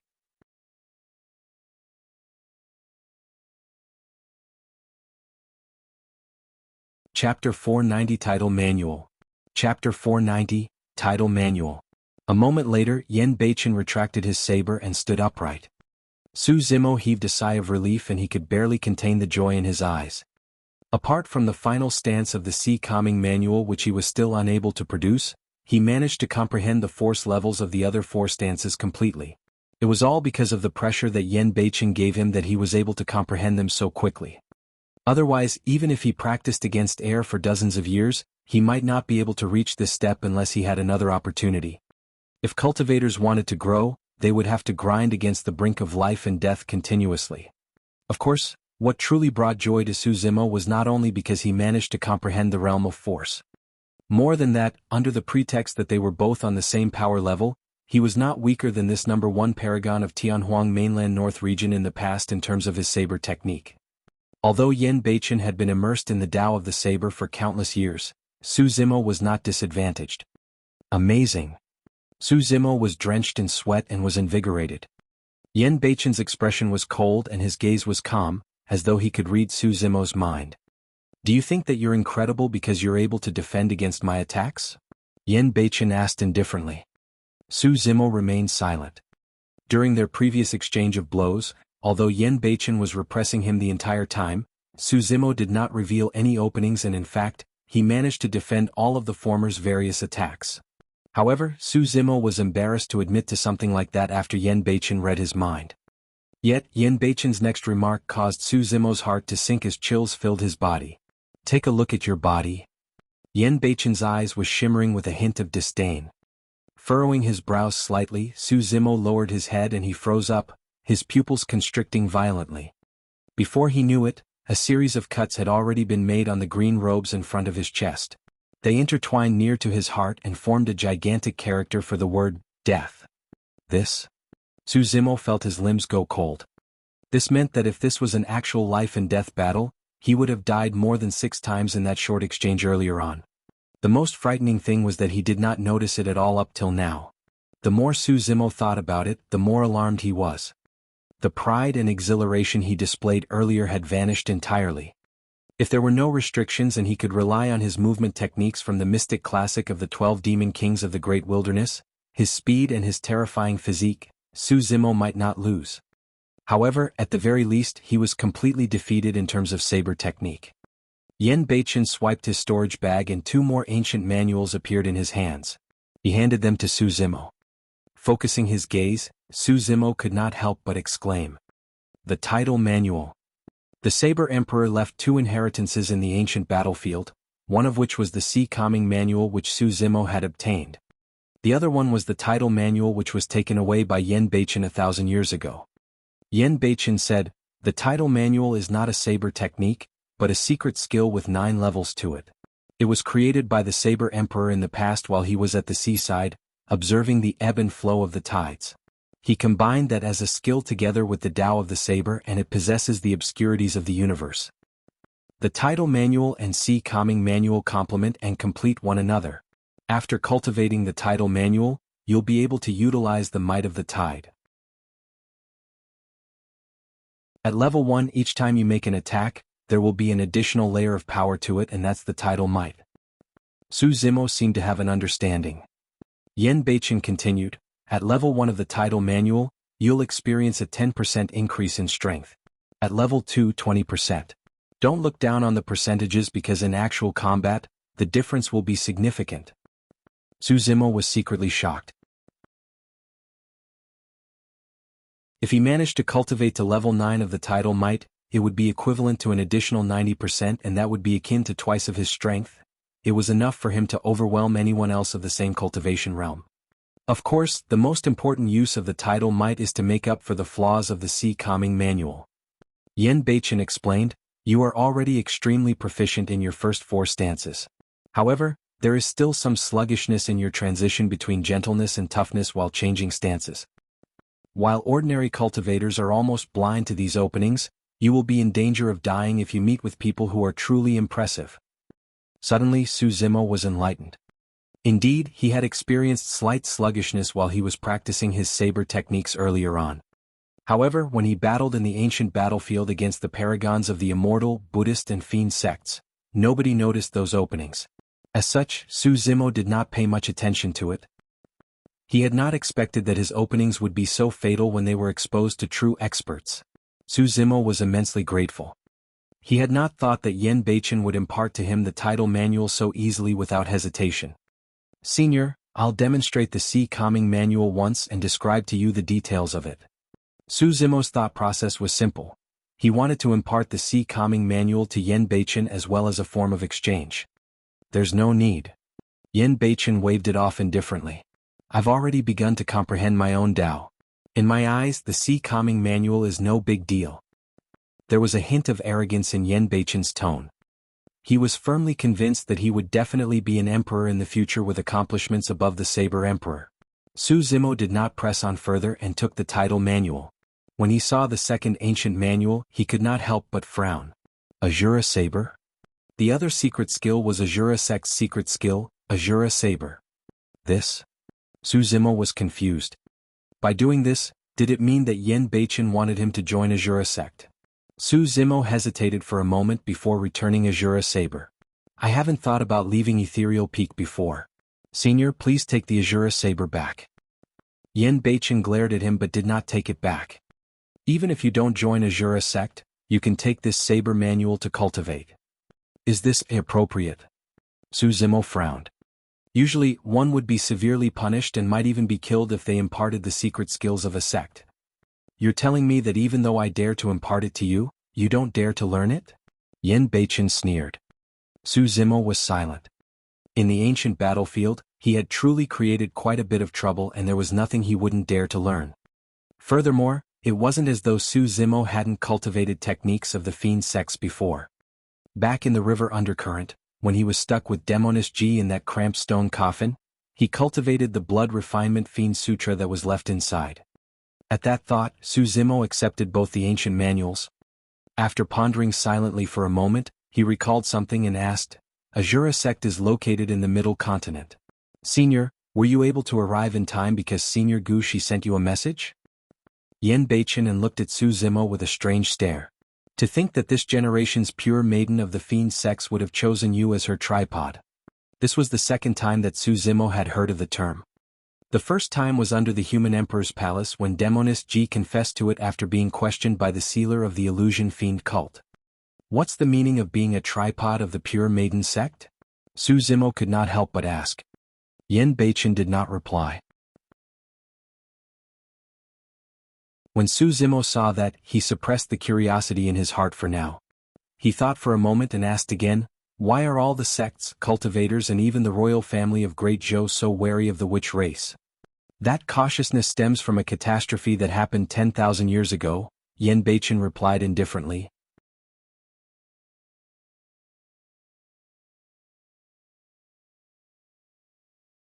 Chapter 491, Secret of the Catastrophe.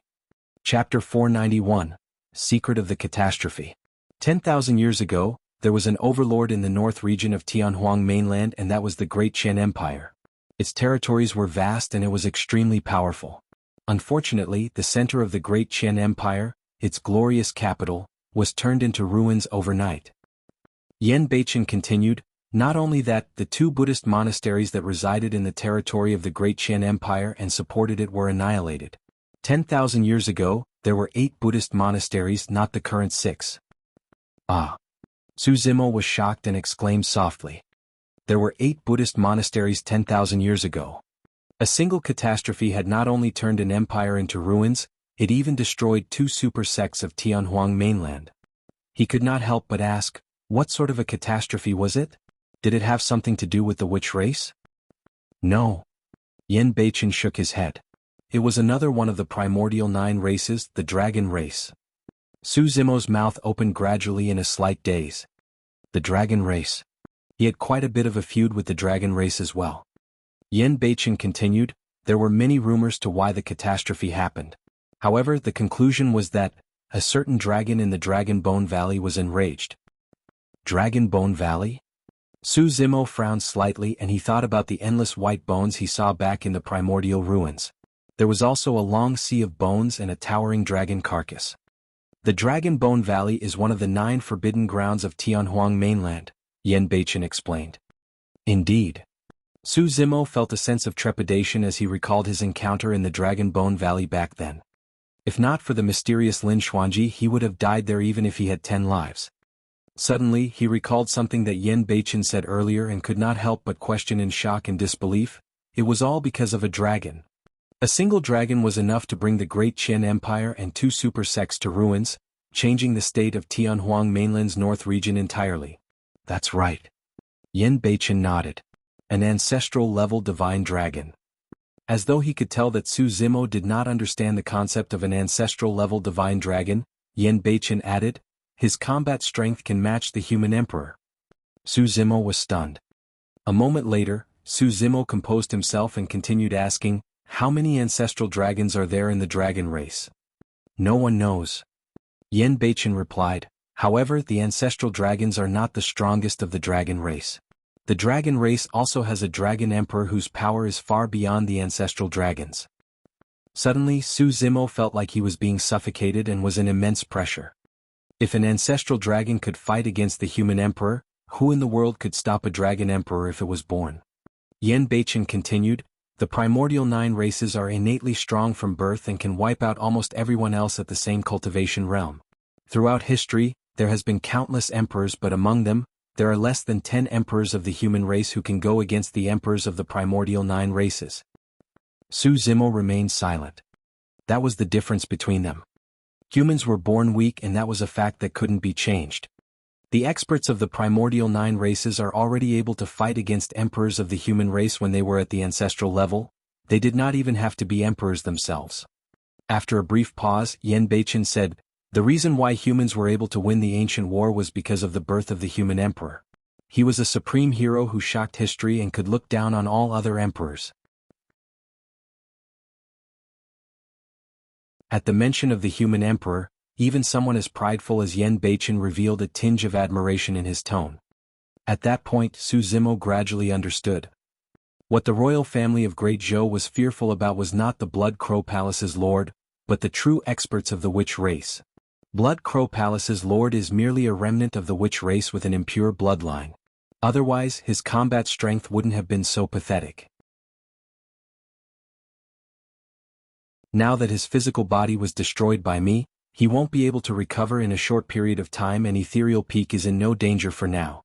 However, Yan Beichen paused for a moment before changing the topic. You've been extravagant in your ways in the ancient battlefield, killing the fiend heir of Malevolent Earth Sect and destroying Poison Sect while defeating Glass Palace. You'll have to watch out from now on. Glass Palace and Malevolent Earth Sect are located at the north region of Tianhuang mainland. Su Zimo's heart skipped a beat. Although no one else in Shentian City apart from Jiqing Tian and the others knew of his background, given the strength of Glass Palace and Malevolent Earth Sect, if they truly wanted to hunt him down, it would just be a matter of time. The only way for him was to hide in seclusion without coming forth. However, what worried Su Zimo even more was that Glass Palace's Pei Chunyu was severely injured and escaped into the Fog Valley with his fate unknown. There was a chance that he would have survived and made it back to Tianhuang mainland. That man was a latent danger. For the first time, Su Zimo felt that there were way too many latent dangers around him. Glass Palace, Malevolent Earth Sect, Poison Sect, Blood Crow Palace's lord. The moment all of those latent dangers erupted, the outcome would be unimaginable. He had to get stronger as quickly as possible. With those latent dangers ticking down, the only shot he had at survival was to get stronger as soon as possible. Yan Beichen turned around to leave but paused for a moment before remarking indifferently, "You're at Extreme Foundation Establishment and is the second person in history to do so apart from the human emperor. However, you have to understand that before you form a core, everything is merely a dreamscape." In the super sects of Tianhuang mainland, Foundation Establishment cultivators are only outer sect disciples, and they will only become inner sect disciples after forming a core. That was the difference between super sects and Ethereal Peak. In Ethereal Peak, golden cores could become elders. However, in those super sects they were only inner sect disciples. Yan Beichen added, "I heard that Divine Phoenix Island produced a monster incarnate. Although you're at Extreme Foundation Establishment, you're probably only on par with him." Su Zimo did not reply. He could not possibly divulge the identity of Divine Phoenix Island's monster incarnate. Everyone in the cultivation world knew right now that the Divine Phoenix Island's monster incarnate's right hand was a precious piece of divine phoenix bone. If the mighty figures and patriarchs of various factions were to come fight for it, no one could protect him at all.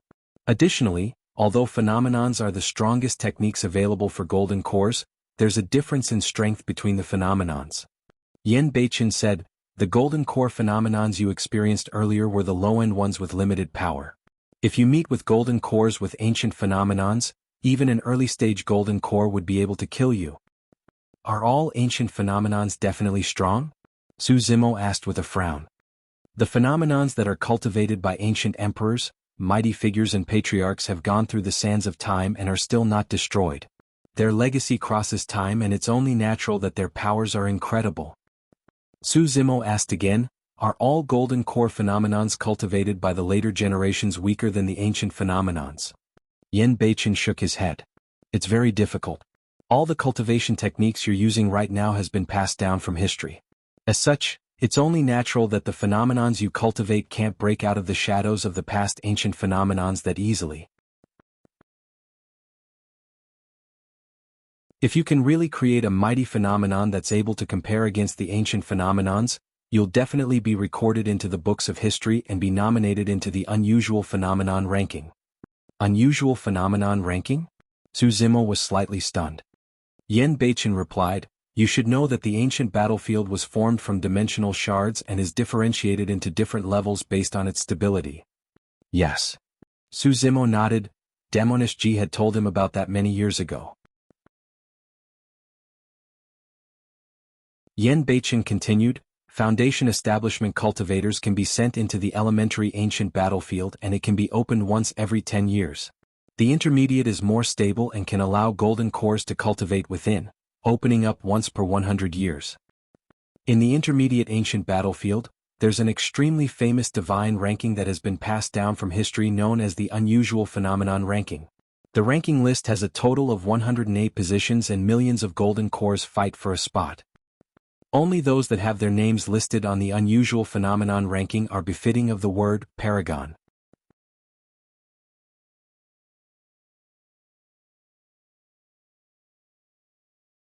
Chapter 492, Divine Powers. Chapter 492, Divine Powers. Yen Beichen said, "I'm sure I don't need to elaborate more about the benefits of the ancient battlefield. Both you and I are beneficiaries of them." Su Zimo nodded. If he hadn't entered the ancient battlefield, there was no way he would have cultivated to his current cultivation realm within a short period of time. Be it the path of immortals or demons, Su Zimo was already half a step through to creating a core. Furthermore, he wouldn't have been able to unlock 9 spirit meridians and reach the legendary Extreme Foundation establishment realm. He wouldn't have had a chance to obtain the secret skill Ancient Dragonification Manual, and the Khanate spirit weapon, the Coiling Dragon Seal either. Su Zimo had truly benefited way too much from the elementary ancient battlefield. The intermediate ancient battlefield only opens up once every 100 years and the unusual phenomenon ranking refreshes once per 100 years as well. Yen Beichen continued, "Apart from fame throughout the cultivation world, the higher one's name was on the ranking list, the more benefits they would obtain. There's a very high chance for one to obtain a massive opportunity and skyrocket from that point." Su Zimo's heart skipped a beat and he suddenly asked, "Senior, what was your ranking on the unusual phenomenon ranking in the past?" "Number 1. Yen Beichen replied calmly, as though he was recounting something that couldn't be any more normal. All of a sudden, both Su Zimo and Yen Beichen sensed something and turned around, gazing into the distance. On a mountain peak, the old immortal crane stood with bedazzling green feathers that burned with fiery flames. Its body seemed to have gotten much larger than before. The red crown on its head seemed like it was a massive fireball. It had broken through. The old immortal crane was already a void reversion pure-blooded ferocious bird to begin with. Now that it advanced a step further, it was akin to a Dharma characteristic Tao lord of the human race and had broken through the restraints of heaven and earth, breaking free from its imminent crisis of an expiring lifespan. Demons had an extremely different cultivation method from humans and they did not have early, mid and late stages to their major cultivation realms. Therefore, demons would usually be stuck in a major realm for a long time and could not break through for hundreds or thousands of years. The good thing was that demons were innately strong from birth and they had a much longer than humans on the same cultivation realm. For example, the old immortal crane had been stuck in the void reversion realm for more than 1,000 years. However, once a demon achieves a breakthrough and breaks free of the shackles of heaven and earth, it would mean that they have advanced a major cultivation realm and their increase in strength would be utterly frightening. Prior to this, the old immortal crane had no chance of winning against Blood Crow Palace's lord.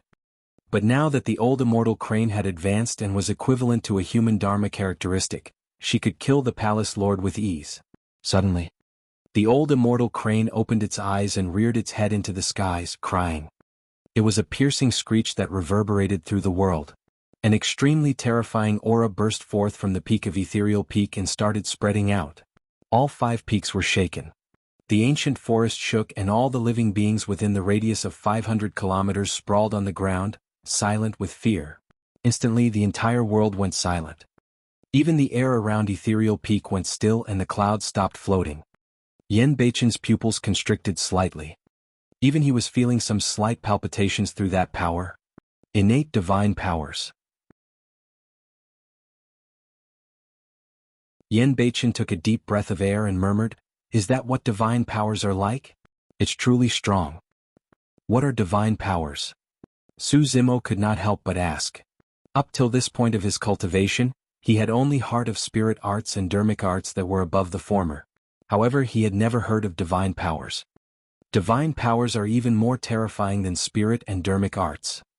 Simply put, divine powers goes beyond one's imagination and are the type of methods you only hear of in legends. Su Zimo was shocked to hear this. It was even more terrifying than spirit and dermic arts. Yan Beichen said slowly, "Lifting mountains and chasing the moon, that's a divine power. Plucking the stars from the heavens, that's a divine power. Incinerating the heavens and burning the seas, that's a divine power. Summoning wind and rain, scattering beams to form troops. Those are all divine powers." Su Zimo's mouth opened slightly and he could not contain the shock in his eyes. One could pluck the stars in the skies, one could boil the oceans and even burn the heavens. Everything was truly beyond Su Zimo's imagination. A brand new cultivation that was vast and incredible started forming in his mind. It was something that invigorated him and made him look forward to. Suddenly Su Zimo realized. Although he had already started cultivating a long time ago, he had only just begun on the long path of cultivation. "How do you cultivate divine powers?" Su Zimo asked excitedly. Shaking his head gently, Yan Beichen replied, "You are too far from divine powers and even I'm unable to cultivate them. Void reversions are known as Tao beings. Thereafter comes the Dharma characteristic realm where they are known as Tao lords. Even after that is the conjoint body realm where one will be known as a mighty figure. Lastly, they will reach the Mahayana realm and be known as patriarchs. One is only qualified to cultivate the art of divine powers when they are at the Mahayana realm."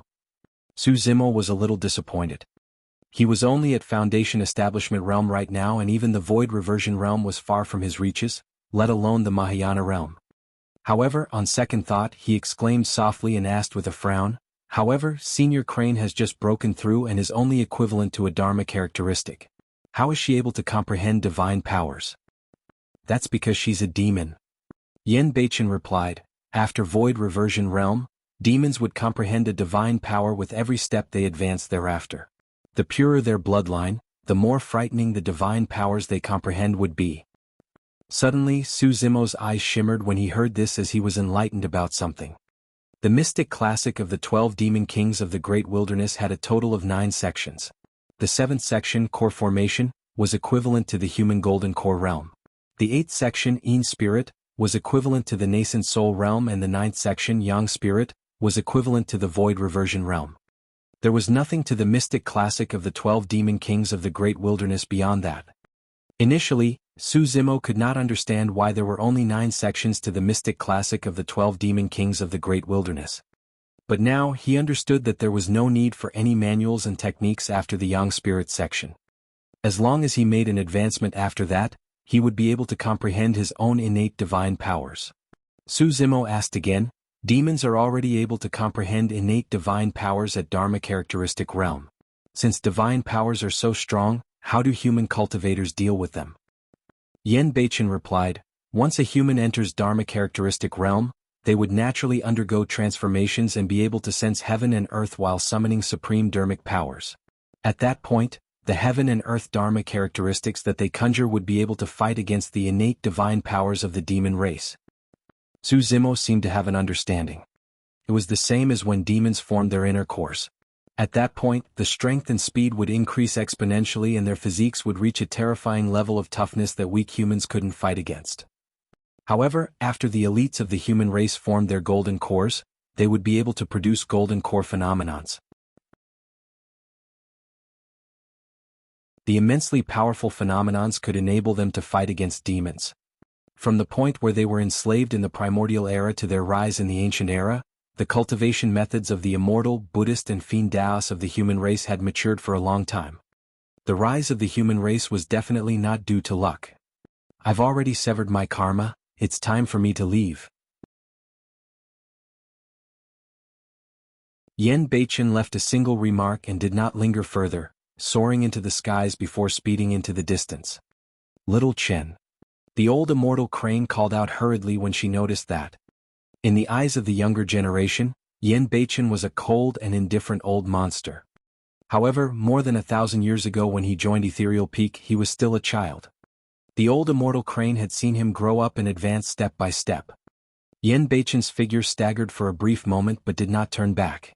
He continued heading forward and disappeared into the horizons before long. When he saw that, Su Zimo came to a sudden realization. The reason why Ethereal Peak lingered so long in Ethereal Peak after the battle was not merely because of him. Yan Beichen was worried about the old immortal crane's safety and was actually defending her in silence here. Given Yan Beichen's character, he would definitely not admit to something like this. The old immortal crane had a conflicted expression and sighed gently. Su Zimo could vaguely sense that there was something more as to why Yan Beichen betrayed Ethereal Peak and joined the Fiend sect, Asura sect, more than 1,000 years ago.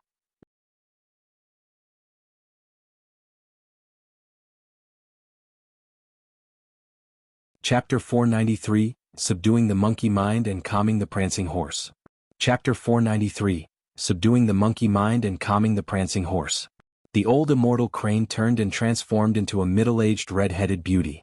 She had blushed fair skin and looked to be in her early 30s. Waving her arm casually, her robes extended thousands of feet away and brought Su Zimo before her instantly. Congratulations, senior. Su Zimo was truly elated when he saw that the old immortal crane was able to break free from the shackles of heaven and earth and extend her lifespan. With the addition of a new Dharma characteristic expert, itinerant cultivators in the territory of Great Zhou would definitely want to join Ethereal Peak in the future, and the rise of the sect was certain. I should be the one thanking you. The old immortal crane smiled and looked towards a spot in the forest outside of Ethereal Peak. Someone from the Fiend sects must have sent a message for little Qian to arrive in time. I suppose that has something to do with you? Su Zimo remained silent.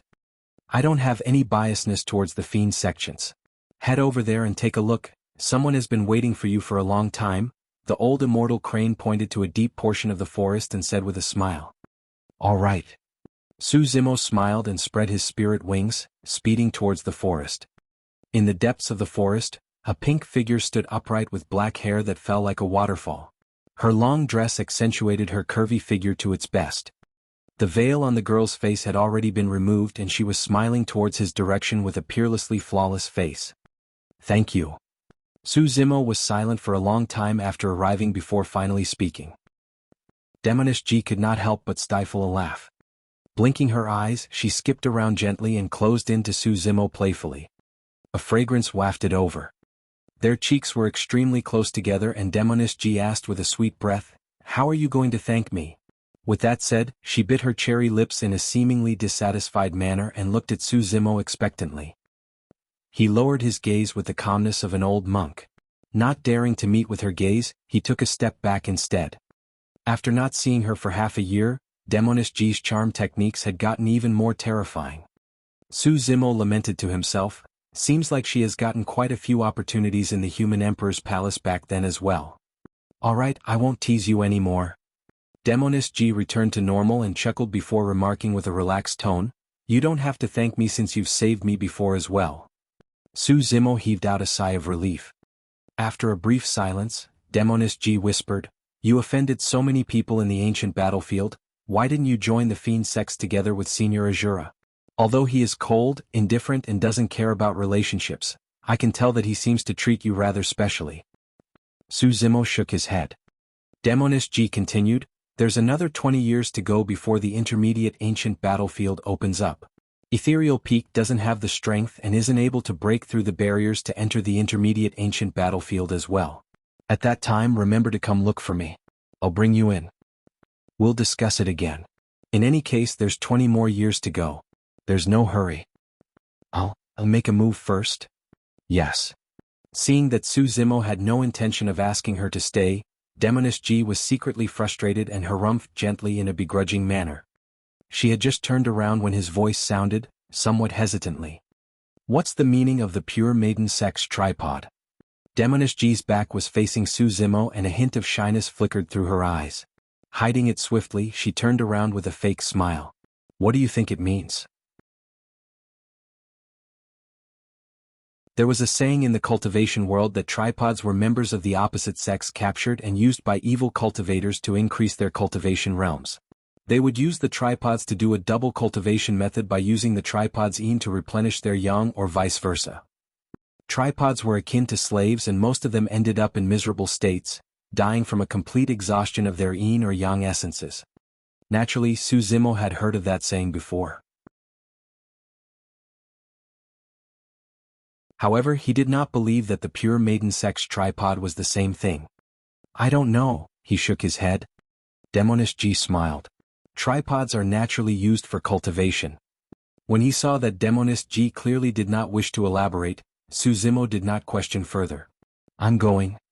She waved to Su Zimo with her back facing him. I'll tease you again next time. Gazing at Demonist Ji's departing back view, Su Zimo took a deep breath of air and turned to leave as well, heading towards Ethereal Peak. This time round, he intended to enter seclusion to try and form his core upon returning. Su Zimo wanted to form his cores for both his immortality and demonic cultivations. Nighttime. Ethereal Peak, a cave abode. Su Zimo assumed a lotus position and his eyes were shut. He had already sat there for an entire day without budging like a statue. Although it seemed like he did not make any progress, Su Zimo was making preparations to ensure that nothing went wrong. There were only 12 words to the first sentence of the core formation section. Calm the monkey mind, control the prancing horse, subdue dragons and tigers.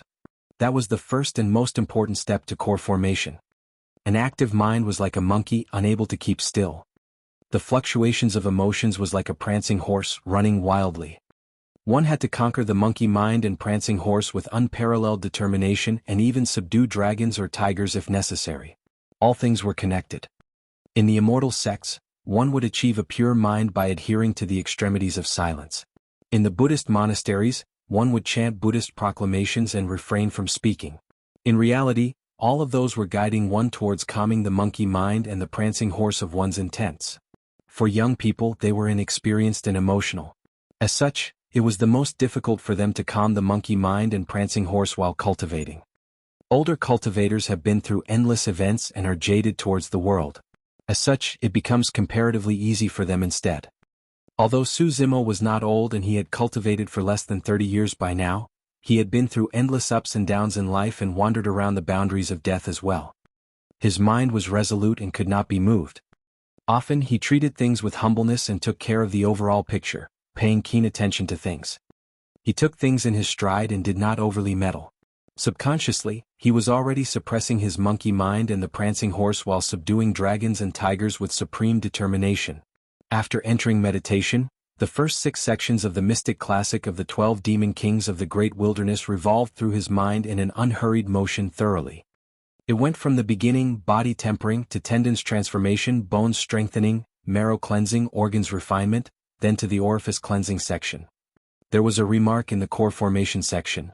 Cultivate the chi of the 5 organs and consume the 7 lights. The 7 lights referred to the 7 orifices. As time flowed, countless nights passed by in the blink of an eye. Within the cave abode, the demonic chi that was surrounding Su Zimo intensified and his 7 orifices shone with a divine radiance. His skin, flesh, tendons, bones, marrow, organs and 7 orifices formed a perfect major heavenly cycle, circulating endlessly. Gradually, the demonic qi outside his body started converging towards the center of his chest. After qi condensation and foundation establishment, cultivators would enter core formation and their golden cores would be created an inch beneath their navel, located at where the spirit qi si and dantian was at.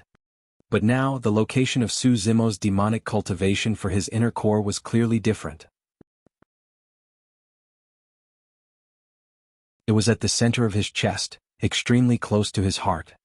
The scarlet demon qi was limitless and boundless, converging towards his chest repeatedly while swirling, as if a massive vortex was about to materialize. Be it for demons or humans, core formation was always the most critical step of their cultivation path. This was a sort of finale towards their earlier path of cultivation. After forming a core, it would be the first time they truly broke free of the shackles of heaven and earth, increasing their lifespans. If they failed, everything would come to an end. Su Zimo was motionless and his black hair swayed without any wind. A series of ancient demons were conjured around him, bearing their claws and fangs with a menacing ferocity as their eyes shimmered with a red gleam. All of those ancient demons paused for a brief moment before being sucked into Su Zimo's chest by that scarlet vortex. Su Zimo's aura was turning increasingly terrifying. Under the shroud of the scarlet vortex, his body underwent another baptism and transformed once more. His flesh started expanding and his bones and veins shook and buzzed, as though metal was clashing. Twitching violently, his major tendons gave off snapping sounds like thunder and it was shuddering.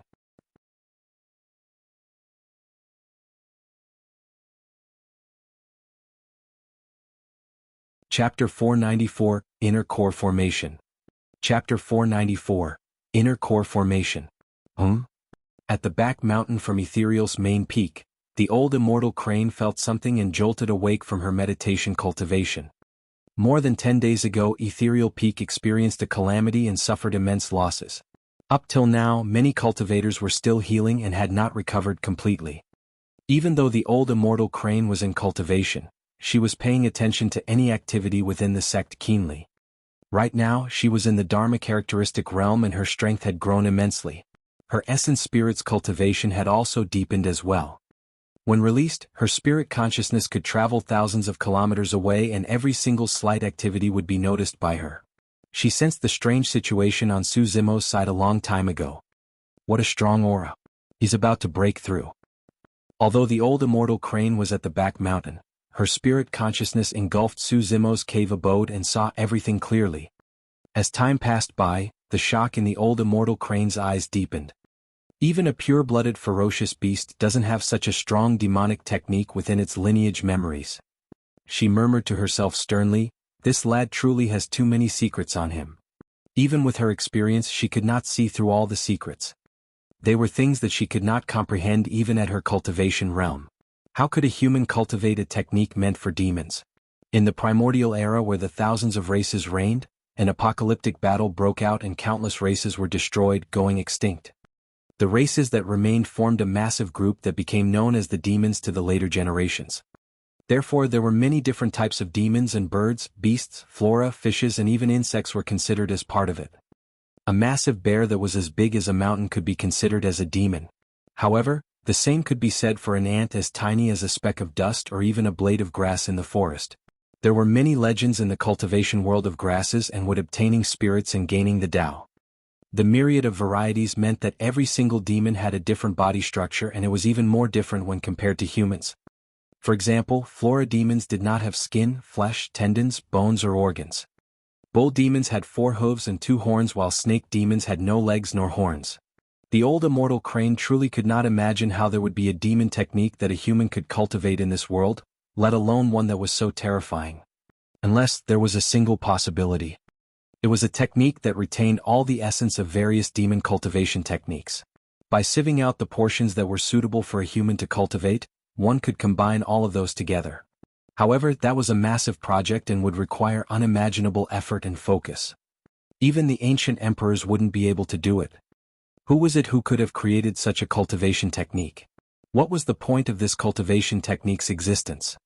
Could this terrifying being have spent endless effort and hard work just to create this demon cultivation technique to impart to Su Zimo? The old immortal crane fell into deep thoughts. It was pitch black within the cave abode. Suddenly, Su Zimo opened his eyes and it was extremely sinister, like two flashes of lightning streaking through the dark night. Swoosh! He stood up and his flesh expanded. His bones shifted with a series of cracking sounds and his entire body grew, as though he was about to break through the clouds. It was akin to the rise of a massive ancient demon in the darkness. Bang! Boom! Boom! Su Zimo's body continued growing endlessly and his head was almost bursting through the ceiling of the cave abode.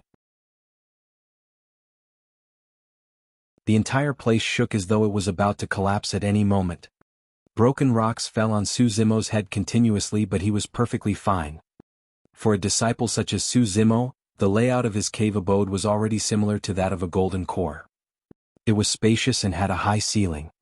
Without the use of external objects, golden cores could soar through the air and reach 100 feet in height.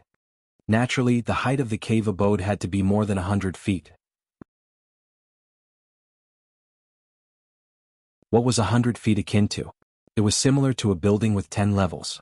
Now that Su Zimo was breaking through the roof of the cave abode, it meant that his body had already grew to the height of 100 feet. Energy surged into his body endlessly and gathered around his chest. His body expanded rapidly and caused his flesh to tear open, creating blood mists. His bones were cracking non-stop and even his major tendons were being extended to their limits. Su Zimo was covered in blood. His immensely strong regeneration abilities were healing his injuries repeatedly. Healing after being destroyed, healing after being destroyed. The cycle continued. The aura that was given off by his body was turning increasingly terrifying.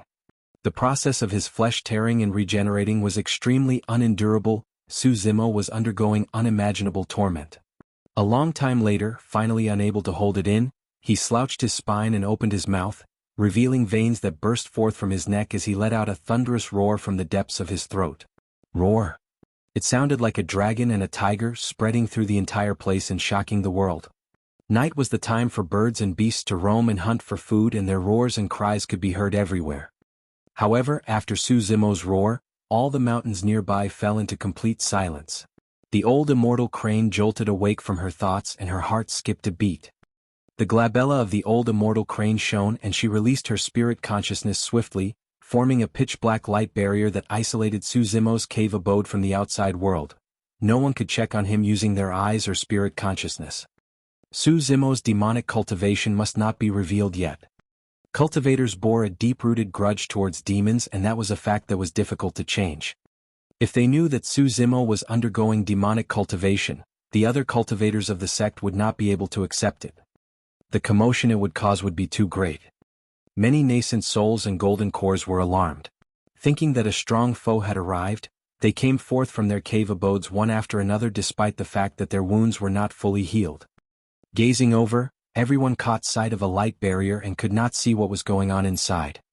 Leave first and continue healing up. There's nothing important happening here. The old immortal crane's voice rang in everyone's mind.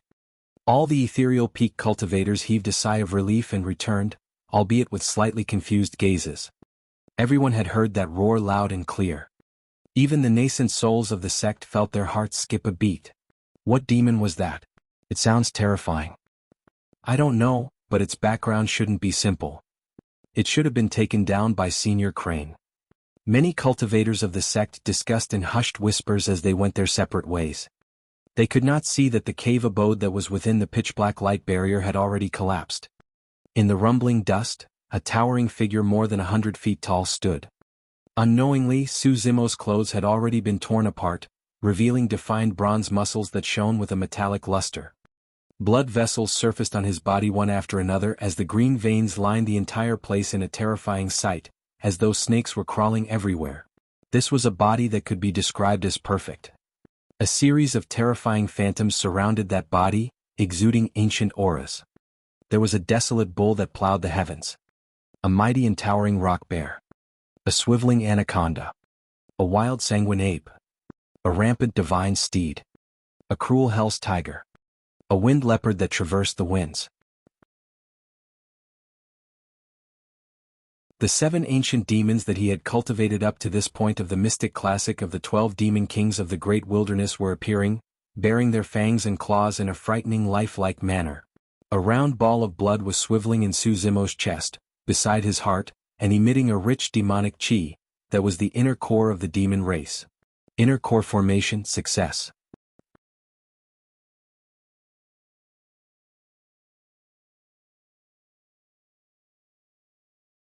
Chapter 495, Terrifying Physique. Chapter 495, Terrifying Physique. Sensing the 7 ancient demons that were revolving around him, Su Zimo gained a semblance of realization.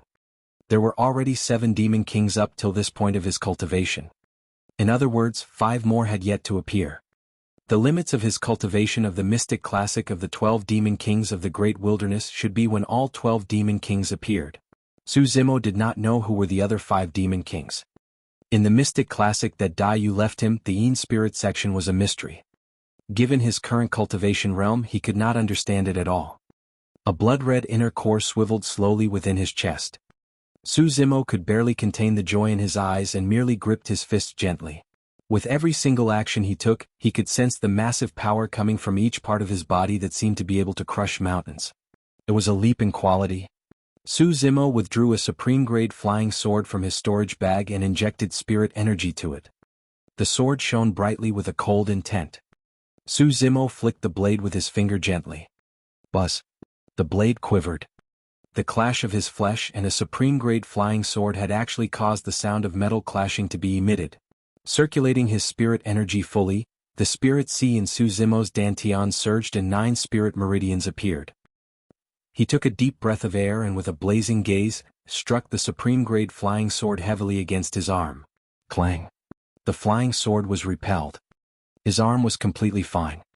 Although Su Zimo had not managed to cultivate a golden core in his immortality cultivation yet, he was at the legendary Extreme Foundation Establishment realm. At full power, his strength was comparable to an early-stage golden core. Right now, the sword did not even leave a single mark on his arm. Even the old immortal crane was shocked when she saw that. The most resilient parts of a demon's body were mostly their fangs and claws. If a supreme-grade flying sword couldn't even penetrate Su Zimo's flesh, a perfect spirit weapon might not be able to hurt his bones as well. If that was the case, it was even less likely that his organs could be injured. The old immortal crane was certain that Su Zimo's body was even stronger than pure-blooded ferocious beasts at Golden Core realm. That was because she was a pure-blooded ferocious bird herself. Su Zimo had just formed his inner core and yet, he was already in possession of such a terrifying physique. If he were to continue cultivating and arrive at the limits of core formation, the old immortal crane did not dare to imagine. Piak. Right then, a crisp sound rang out from Su Zimo's cave abode. The old immortal crane's pupils constricted and her heart skipped a beat. Su Zimo was holding onto the dim shards of a broken sword with both palms. The supreme-grade flying sword from earlier on was snapped by his bare hands. This? The old immortal crane was a little stunned and her eyes widened while her mouth opened. She suddenly recalled the little mysterious pitch-black beast of unknown origins that Su Zimo had brought back 4 years ago. As she thought about the terrifying fangs and claws of that little mysterious beast, she could not help but lament. This lad's physique is probably comparable to Night Spirit by now. Until now, she did not know of Night Spirit's origins. Both of them are monsters. The old immortal crane could not help but add another remark mentally. Compared to Su Zimo and Night Spirit, her bloodline as a pure-blooded ferocious bird was akin to the bloodline of a domestic fowl. In the cave abode. Looking at the broken sword in his palms, Su Zimo thought about that fateful night when Dai Yu imparted to him the mystic classic of the 12 demon kings of the great wilderness and could not help but go into a daze. She once mentioned that he had to reach the 7th section, core formation, if he wanted to seek revenge from perfected being Tsang Lang. Right now he was there. 8 years have passed since that night. His entire journey up till his point had been surreal. As he recounted the times he spent in the cultivation field back in Pingyang town with Dai Yu, Su Zimo went silent and gradually entered a trance-like manner. Zimo? Suddenly, the voice of the old immortal crane sounded within the cave abode. Don't get distracted. You have just formed a core and you have to continue cultivating to stabilize your cultivation realm. Su Zimo jolted awake. It was only at that moment that he realized how much of a mess his breakthrough had created. His cave abode had already collapsed and dust was rumbling everywhere as debris laid on the ground. The reason why the other cultivators were not alarmed was due to the pitch-black light barrier in his surroundings. Su Zimo bowed hurriedly. "Thank you, Senior Crane." He shocked himself with his comment. His voice had changed completely. It was loud as a bell and robust, enough to shake one's mind. The old immortal Crane said gently, "You have to control the power of your inner core to a point where it's natural. Otherwise, how are you going to be able to face other people? Even your voice will be enough to scare them." Su Zimo nodded and did not delay it any further. Shrugging his massive body, he assumed a lotus position and continued cultivating. After forming a core, stabilizing his cultivation realm and controlling the power of his inner core was relatively simpler and did not carry any risk. All he had to do was spend time to feel the inner core and familiarize himself with it while getting accustomed to the many changes to his body. At that time, his cultivation realm would stabilize gradually as well. As time passed by, the phantoms of the 7 demon kings surrounding Su Zimo gradually faded. His body was shrinking as well. The demonic chi surrounding him gushed into his chest continuously. In the blink of an eye, 3 days had passed. Morning, daybreak. A ray of sunlight broke through the mist and landed on a clear and elegant face. His black hair fell casually like a waterfall and swayed gently by itself. The man's eyes were closed and the sunlight moved slowly around his body until he was shining from head to toe. Against the shroud of the sunlight, his body shone with sparkles and was as shiny and flawless as jade. The man resembled a deity that had just entered the mortal realm and was in a pure silence. That was a true transformation. All of a sudden, the man opened his eyes and 2 divine lights shone in a dazzling manner that was even more intense than the sunlight. However, the divine lights faded swiftly as well. Calmness returned to his eyes. Lowering his head, the man looked at his body that had returned to normal and nodded in satisfaction. Retrieving a set of green robes from his storage bag, he wore them once more. The man was Su Zimo who had just formed his core. Right now, he was already able to master the power of his inner core completely.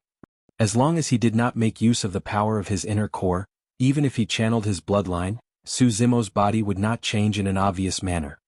Before he knew it, the isolating pitch-black light barrier set by the old immortal Crane had already disappeared. Su Zimo rose and took a deep breath of air, relishing the freshness of the mountains. His entire body was relaxed and every single one of his pores seemed to have opened up. His cave abode had already turned into ruins and he couldn't stay in it any longer. Rising slowly, Su Zimo flew past the ruins and headed outside without a sound. Suddenly, Su Zimo's gaze shifted and he exclaimed softly, pausing in his tracks subconsciously. Outside the ruins, a young girl sat on the ground hugging her knees. Her features were exquisite and she had golden hair, but it was messy and had many curls. She had not rested for a long time and the girl looked extremely fatigued. Leaning on a cold slab of rock beside the entrance of the ruins, the girl was snoozing. Su Zimo pondered and understood what happened. He had created such a huge commotion with his core formation that it must have alarmed many people. Because Nian Qi was worried, she guarded at the entrance and was unwilling to leave. She was dirty all over and her petite face was filled with specks of dust. However, they could not conceal her moving and peerless features.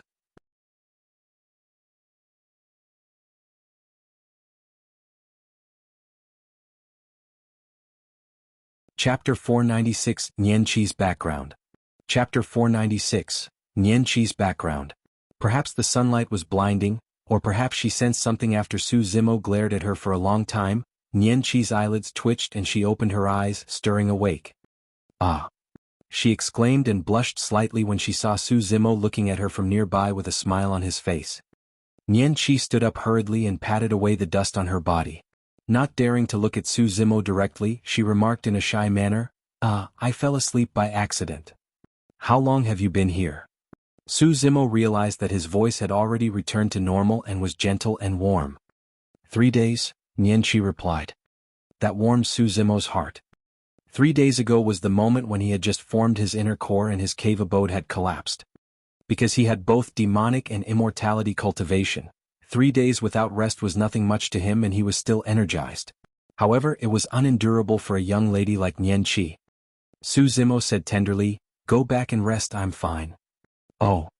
Nian Qi nodded and continued, Master said that your cave abode is destroyed and asked you to relocate to another one. Master? Su Zimo froze for a moment.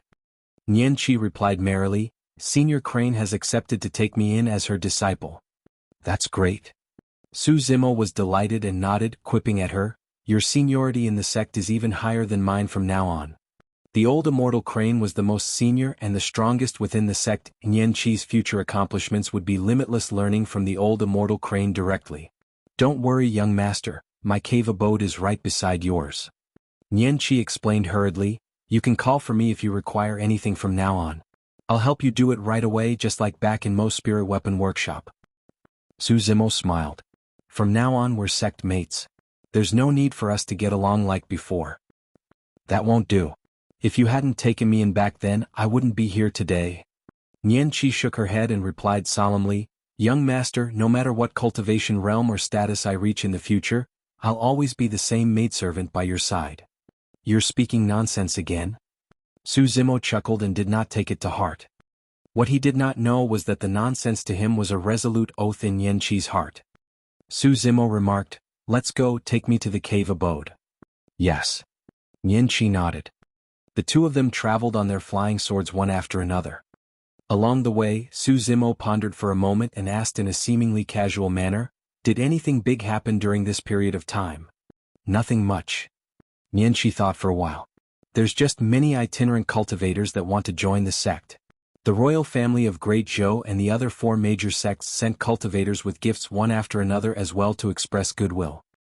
Now that Ethereal Peak had a Dharma characteristic expert in their midst and had undergone rebirth through nirvana after the flames of war, their rise was only a matter of time.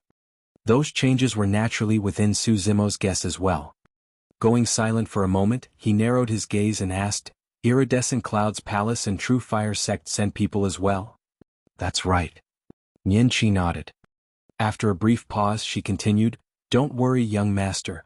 The other 4 major sects lost their void reversions and many of their nascent souls, golden cores and foundation establishment cultivators were injured and dead after this battle at Ethereal Peak. Given the immense losses, they wouldn't be able to recover within the next 1,000 years and won't be a threat to us. Su Zimo remained silent. Although the other 4 major sects had already showed signs of submission, the life and death feud between him and perfected being Tsang was irreconcilable. Perfected being Tsang must have realized that his chances would get slimmer the longer time passed. Su Zimo was at extreme foundation establishment realm. However, what was perfected being Tsang potential? How could he possibly compete with the growth of someone at extreme foundation establishment? Before long the two of them arrived before 2 cave abodes. Nian Qi chuckled. We're here. Mine is the right one and yours is on the left, young master. Alright, go and have a rest. Alright, call for me if you need anything, young master. Nian Qi did not reject him because she was truly too tired and left that remark before heading into her cave abode. Right? Suddenly, Su Zimo called Nian Qi back and hesitated for a moment before asking, How much do you remember about your childhood? A hint of panic flickered through the depths of Nian Qi's eyes. Lowering her head she stuttered, I can't remember. I've been wandering around the capital of Great Zhou the entire time until I met you, young master. Su Zimo looked at Nian Qi deeply without pursuing it further. It's nothing much, I was merely asking. Go on then. Nodding, Nian Qi did not dare to look at Su Zimo and ran along a path towards the cave abode behind her. Su Zimo gazed at Nian Qi's back view with deep thoughts. Actually, Nian Qi's background has always been mysterious. Back in Mo's Spirit Weapon Workshop, Su Zimo already knew that. It wasn't just because of Nian Qi's innate divine strength and shocking cultivation speed, there was something else. Back then, when they first met and Su Zimo handed Nian Qi some food, Night Spirit who was in his embrace had actually closed in and sniffed Nian Qi from head to toe. There were not many things that could interest Night Spirit. The dragon egg in the Dragon Bone Valley was one of them. Of course, that alone was not enough to suspect that there was anything wrong with Nian Qi's background. The most important thing was that from the moment Su Zimo met Nian Qi, the latter was already around 15 years old. But now that 4 years had passed, she still looked like a young girl. Time seemed to have stopped on Nian Qi's body. This was impossible. Unless Nian Qi's innate lifespan was extremely long, such that 4 years was almost negligible compared to her total lifespan. What sort of person, or rather race, would possess such a long lifespan upon birth? Su Zimo had a vague guess in his mind. It might not be an accurate guess. After all, there were many treasures and strange fruits on Tianhuang mainland. It was possible that Nian Qi might have consumed some miraculous fruit or elixir in the past, resulting in her innate divine strength and extremely long lifespan. The old immortal crane must have spotted something as well, and that was why she chose to take in Nian Qi as her disciple. Of course, it wasn't because Su Zimo suspected Nian Qi's intents. Although Nian Qi hid her background intentionally, she was a simple and kind girl and harbored no evil intentions towards him or Ethereal Peak. Who didn't have their own secrets? Su Zimo had his own as well. He would definitely not tell anybody about his demonic cultivation casually. Taking a deep breath of air, Su Zimo set the matter aside temporarily. He took a walk around and relaxed himself before returning to his new cave abode. He was prepared to continue to form his golden core. Although he had already cultivated an inner core and his strength had increased exponentially, he did not dare to activate the power of the inner core and kill his enemies in his demon form recklessly. He could only be considered as a true golden core if he entered the golden core realm through his immortality cultivation. Furthermore, Su Zimo was excited to see the type of golden core phenomenon he would create.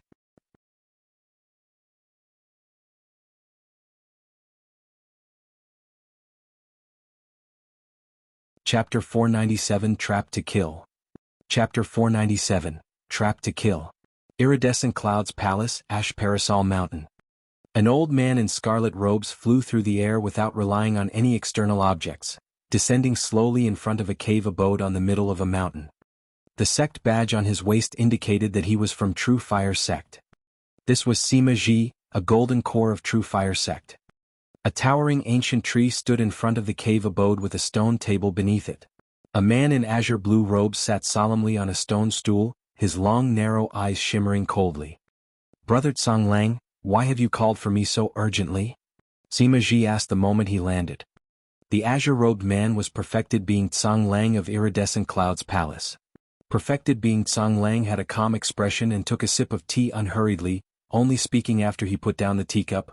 "Brother Sima, you don't even know that you're at death's door?" Ah! Sima Ji was startled. However, he composed himself in the blink of an eye and shook his head, laughing. "Tsang Lang, what kind of joke is this? That Su Zimo is at Extreme Foundation Establishment.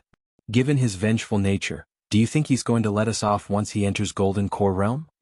Perfected Being Tsang Lang snorted coldly. Sima Ji's expression darkened and he kept quiet for a brief moment. "To be honest, I did think about this after the fight at Ethereal Peak. However, our sect has already sent people to reconcile with Ethereal Peak, so there's nothing I can do about it either. I can't possibly head over to Ethereal Peak single-handedly, right? What's the difference between committing suicide if I did that?" After pausing for a moment, Sima Ji continued, "Furthermore, Sima Ji is at Extreme Foundation Establishment. Whoever lays a hand on him will have to suffer the wrath of Ethereal Peak. Others might have their considerations, but you and I? We're different."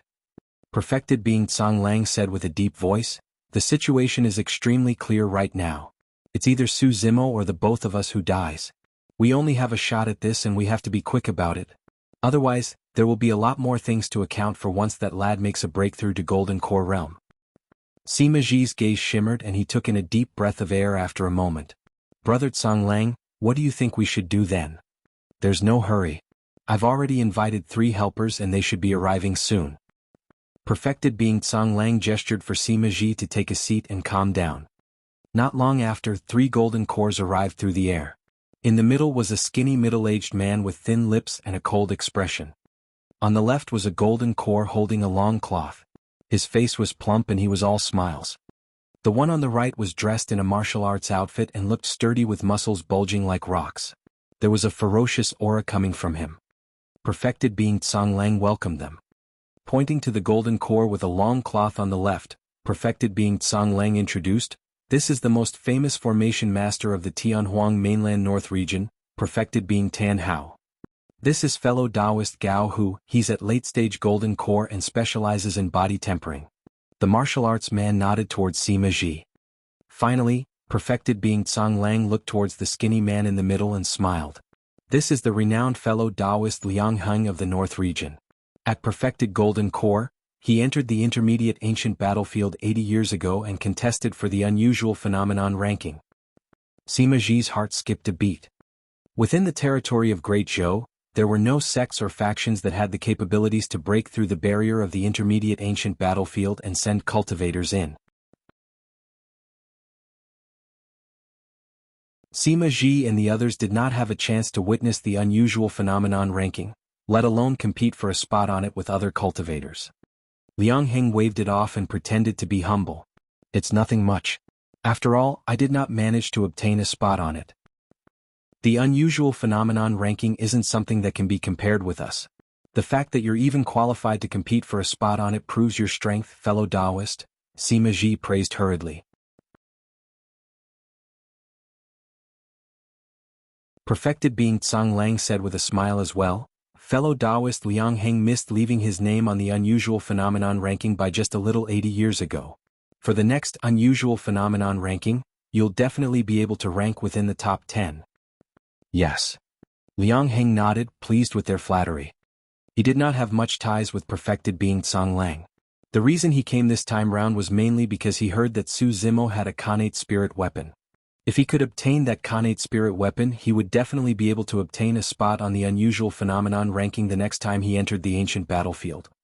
Of course, it was a fool's dream to want to obtain a top 10 spot. The top 10 of the unusual phenomenon ranking were one more terrifying than the other.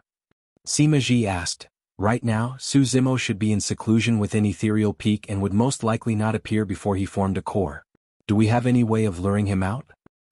I've got a female disciple called Shin Mingqi. She was childhood sweethearts with that kid.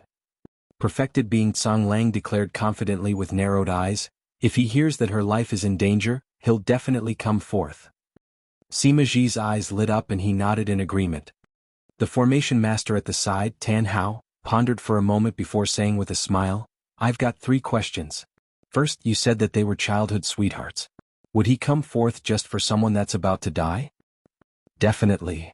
Perfected being Tsang Lang's tone was confident. Alright, second question. Tan Hao continued, we can't set the location at Iridescent Cloud's palace. Otherwise that lad might not take the bait. Of course, I've already taken that into account and planned things, perfected being Tsang Lang asserted. Tan Hao nodded before adding, the third question is that even if he takes the bait, how do we kill him down? The fight at Ethereal Peak had quite an impact in the cultivation world. I heard that this Su Zimo lad is at Extreme Foundation Establishment Realm and has the capabilities to kill golden cores beyond his level. With the 5 of us golden cores attacking together, do we have to fear a single Foundation Establishment cultivator? Jianghu asked darkly.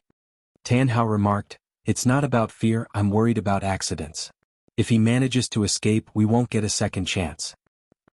His death is certain with me around. Liang Heng declared coldly. Everyone, please listen to me. Perfected being Tsang Lang said with a dark tone, this kid is at Extreme Foundation Establishment Realm and has many trump cards up his sleeves. He possesses a pair of spirit wings and even has an extremely terrifying secret skill that can go against my golden core phenomenon. Liang Heng, Jianghu and Tan Hao's expressions changed slightly upon hearing that. The rumors were real. A secret skill released by a Foundation Establishment cultivator could truly go against a golden core phenomenon.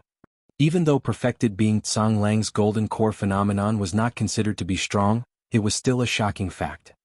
Even a lion uses its full might to chase down a rabbit. Since I chose to make a move, I won't underestimate my opponent, even if the kid is only a Foundation Establishment cultivator. Perfected being Tsang Lang said darkly, fellow Taoist Tan Hao, you have to set up your array formations beforehand to ensure that this lad doesn't escape. No problem. Tan Hao replied with a smile, with me setting up the formations personally, even golden cores won't be able to escape. Perfected being Tsang Lang narrowed his eyes and said coldly, everyone take a look at what I've truly prepared for this kid. With that said, he withdrew a jade bottle from his storage bag. There was a scarlet flower that resembled an orchid in the middle of it, giving off a faint fragrance.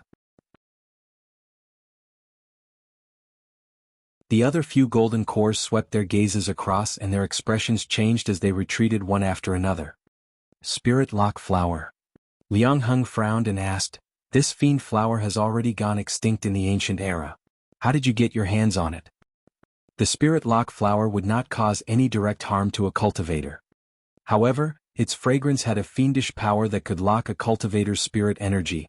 Even golden cores could not defend against it.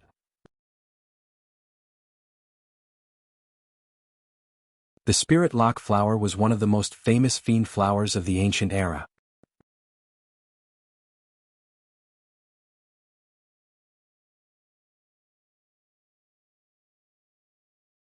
Chapter 498 Paper Crane. Chapter 498 Paper Crane. Perfected being Tsang Lang gave a smirk and replied darkly, I got my hands on this spirit lock flower from the great Qian ruins. I've only managed to resurrect it after nourishing it for dozens of years. At the mention of great Qian ruins, the expressions of the other 4 golden cores changed and they took deep breaths in silence with wary looks in their eyes. A long time later, Jianghu said, Fellow Taoist Tsang Lang, why don't you ask us along the next time you go look for treasures in the great Qian ruins? That way we can look after one another as well. That's a place that we'll most likely die in and I'll never return again. Perfected being Tsang Lang remarked with a sense of trepidation. The previous time round, I merely took a spin around the outer perimeter of it and I nearly died there. Tan Hao replied with a bright smile, It seems like you take this Su Zimo guy rather seriously, don't you, fellow Taoist Tsang Lang? To think that you would be willing to make use of an extinct ancient fiend flower, the spirit lock flower. Isn't it excessive to use the spirit lock flower against a Foundation establishment cultivator? Jianghu asked moodily. The spirit lock flower restricted one's spirit energy absolutely. Putting away the spirit lock flower, perfected being Tsang Lang said coldly, I've already said that even a lion uses its full might to chase down a rabbit. I won't allow any mishaps to happen for this attack. Tan Hao nodded. With the spirit lock flower, the kid's greatest trump card, his secret skill which allows him to conjure a divine dragon, is now useless. Furthermore, even if he enters Golden Core Realm, it's useless. With his spirit energy locked, he won't be able to use any techniques as a Golden Core, and with the formation set up outside, he won't be able to escape even if he has wings. True Fire Sect Sima Ji's eyes lit up and he got increasingly excited as he spoke. Wings? Perfected being Tsang Lang sneered, Don't forget he won't even be able to use Ethereal Peak's secret skill Ethereal Wings with his spirit energy locked. He can only stand on the ground and look up to us. Jianghu grinned. In that case, all we have to do is stand in midair and that kid won't be able to hurt us no matter how many tricks he has up his sleeves or how strong his body is. On the other hand, all of us can just attack him as we want to. That's right. That's great. The 5 of them exchanged glances and laughed with relaxed expressions. Let's discuss how we want to distribute his treasures after killing him first, lest we get into needless arguments later on, Liang Heng remarked indifferently. Don't worry, we'll go with our initial agreement. Perfected being Tsang Lang said with a deep voice, We'll give that kid's dragon conjuring secret skill and Khanate spirit weapon to fellow Taoist Liang Heng. His body tempering technique will be for fellow Taoist Jianghu. His sword formation techniques will be for fellow Taoist Tan Hao. As for his weapon refinement techniques, they will be for brother Sima. Lastly, we'll divide the remaining spirit stones, elixirs and spirit weapons he has equally among the 5 of us. That's good. Liang Heng and the other 4 nodded delightfully. Jianghu was a body-tempered warrior to begin with, and the thing that attracted him the most was Su Zimo's body-tempering technique. Everyone got what they wanted. Just as everyone was about to leave, Sima Ji frowned and asked, I heard that this female disciple of yours disobeyed your orders previously and did not partake in the battle against Ethereal Peak. Are you sure she's going to help us this time round to go against her ex-lover? Since they're childhood sweethearts, he will definitely be familiar with her handwriting. If you forge something out, there will definitely be flaws. Tan Hao was calm. Humph. Perfected being Tsang Lang harumphed coldly with a glum expression. She won't get to decide this time round. Sima Ji and the others felt their hearts skip a beat. From the murderous look on perfected being Tsang Lang's face, it seems like he was going to sacrifice his disciple in order to kill Su Zimo. That traitor will cause trouble for me sooner or later if I continue to keep her by my side. Perfected being Tsang Lang narrowed his thin eyes and declared frostily, Coincidentally, she's about to form her core fufu. It isn't that easy for anyone to enter Golden Core realm, and of course, it couldn't be any more natural if an accident happened during the process of it. A month later. Ethereal Peak. Su Zimo was in a lotus position in his cave abode. His palms rested on both his knees and faced up while his eyes were in a seemingly closed state as he breathed steadily.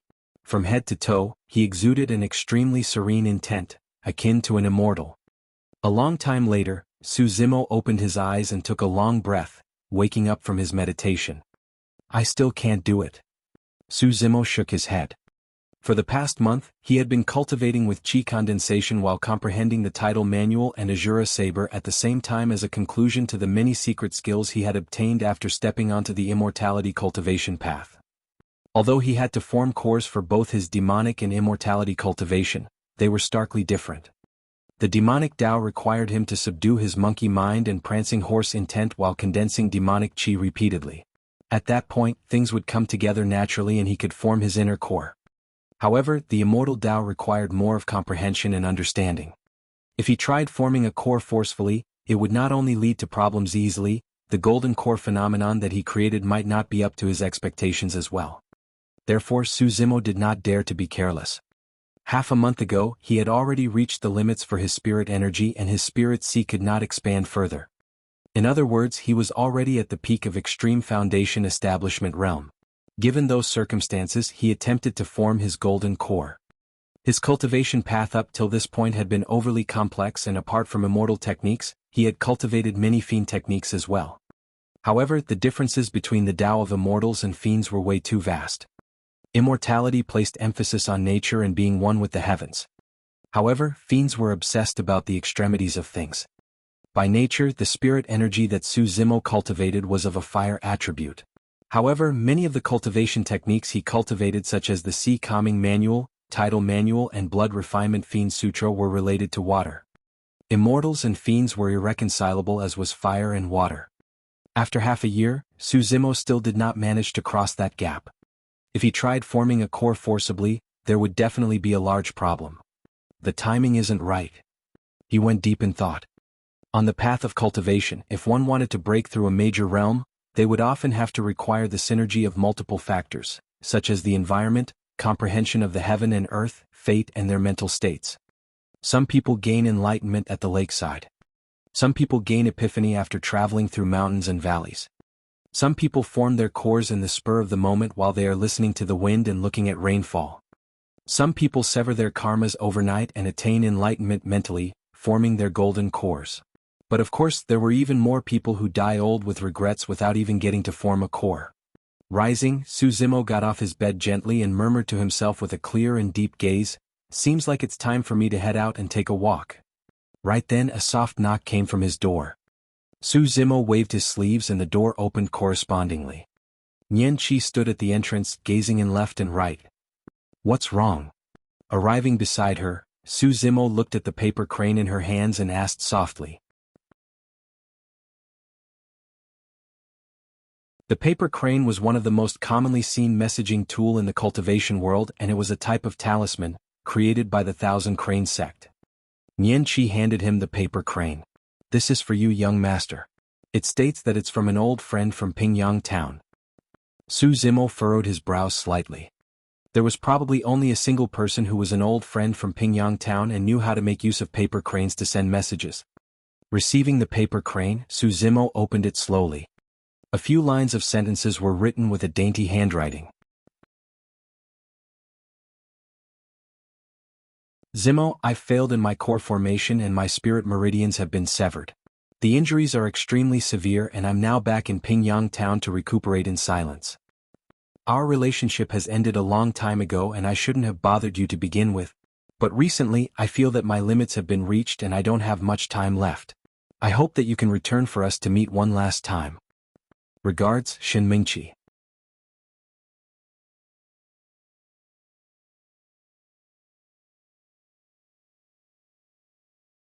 Chapter 499, Make a Clean Break. Chapter 499, Make a Clean Break.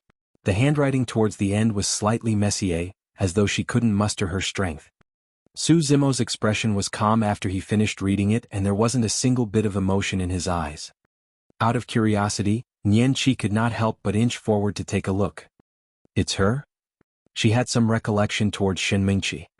Back then, the woman behind perfected being Tsang Lang outside Mo's spirit weapon workshop was Shin Mingqi. Nian Qi said, "Young master, could this be forged? It might be a trap. The handwriting is hers." Su Zimo said before sneering, "However, there's definitely a trap." The longer time passed by, the more afraid perfected being Tsang Lang would be.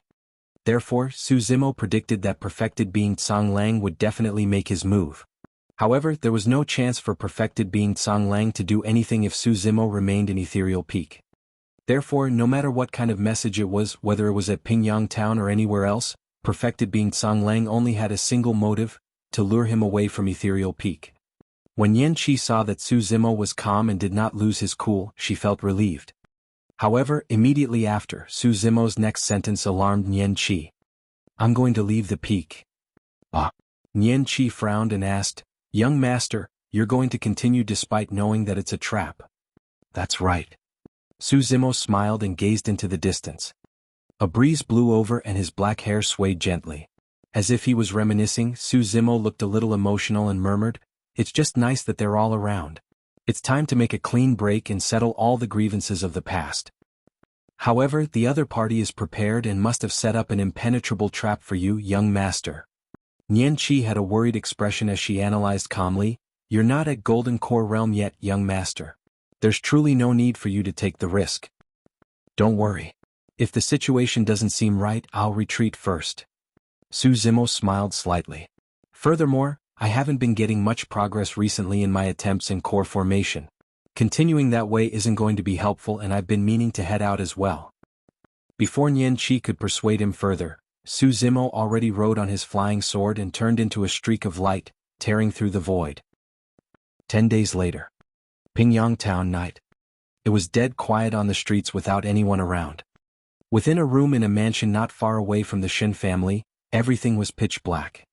All of a sudden, in the darkness, a pair of eyes lit up and a skinny figure appeared faintly. The person's ears twitched before whispering, "Someone's here." Immediately after, a hushed voice sounded from the side, "Brother Liang Heng, you're indeed impressively strong. We didn't even detect anyone at all." As he spoke, another few pairs of eyes lit up in the room as a couple more figures appeared one after another. It was perfected being Tsang Lang's group of 5.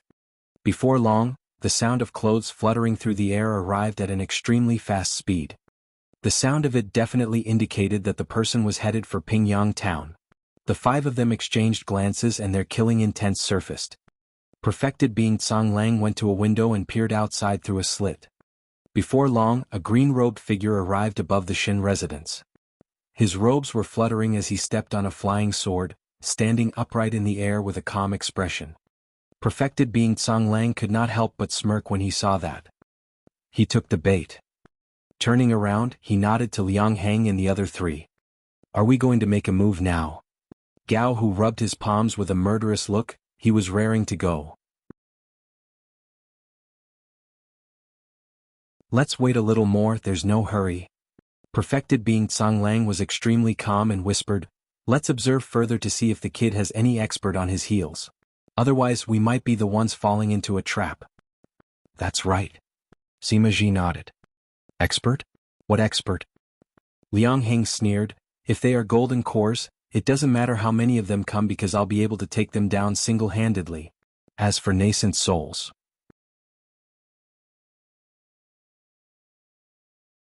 "Ha! Do you guys think that any nascent souls would be so free as to accompany this lad for such a long distance just so he could meet his ex-lover?" Gao, who nodded in agreement. "There's nothing wrong with being a little more careful." Perfected being Tsang Lang added with a slight frown. Although Su Zimo had already fallen into the trap and everything was proceeding as planned, for some reason, he felt uneasy as though something was amiss. "Isn't everything going too smoothly?" A moment later, perfected being Tsang Lang suddenly asked. "Fu." Liang Heng could not help but stifle a chuckle and shake his head. "Tsang Lang, you're truly overly suspicious.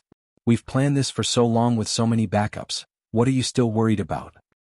"I have no idea as well." Perfected being Tsang Lang shook his head. He could not help but recall the scene 8 years ago back in Pingyang town when Su Zimo provoked him through words intentionally and survived because of that. As he recounted, he thought about how Su Zimo played him like a fiddle in front of Mo's spirit weapon workshop and humiliated him completely. This kid is so difficult to deal with. How is he falling for this so easily? Perfected being Tsang Lang was still worried. With a cold expression, Tan Hao asked with a hushed voice, "When you saw him earlier on, what was his cultivation realm?" "Foundation establishment realm." Perfected being Tsang Lang was the first to freeze after replying. The other four could not help but laugh as well. "Perhaps I'm overthinking it." Perfected being Tsang Lang chuckled. "Since he's at Foundation establishment realm, there's truly nothing to worry about. Even without everything we've prepared, if the 5 of us rush up, it'll be nothing much for us to take down a Foundation establishment cultivator." Jianghu grinned. The sky above the Shin family. Su Zimo stood upright on his sword with ridicule in his eyes. Before he attained greater mastery of his orifice-clearing section, he had already reached the state where he could hear everything. Now that he had formed his inner core, his hearing was even more terrifying. If Su Zimo wanted to, he could even listen to the sounds of ants crawling underground and mosquitoes buzzing within 1,000 feet loud and clear, let alone the whispers of perfected being Tsang Lang and the others.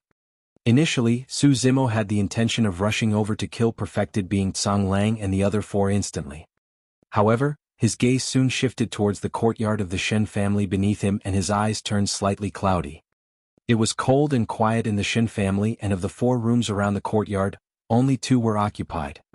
The person in the room to the south had a racing heartbeat, panting in a seemingly nervous manner. It was a man who had never cultivated before. If he was not wrong, that should be Shen Nan. In the room to the west, there was an intense twilight aura and the person within it had a weak and faint breathing. This person should not have long to live. Twitching his nose, Su Zimo caught a whiff of medicinal fragrance. The person in the room was severely injured and was beyond cure. How could this be? Su Zimo furrowed his brows slightly. To him, since the handwriting on the paper crane was authentic, it meant that Shin Mingqi was in cahoots with perfected being Tsang Lang and everything that was written was all a ruse just to lure him here. If that was the case, why was Shin Mingqi truly on the brink of death? In that instant, 2 possibilities flashed through Su Zimo's mind. First, Shin Mingqi wanted to trick him here despite her impending death so that she could drag him down with her. Second, she was just an abandoned chess piece. Su Zimo had a conflicted expression and sighed gently internally. At that moment he already had an answer in mind.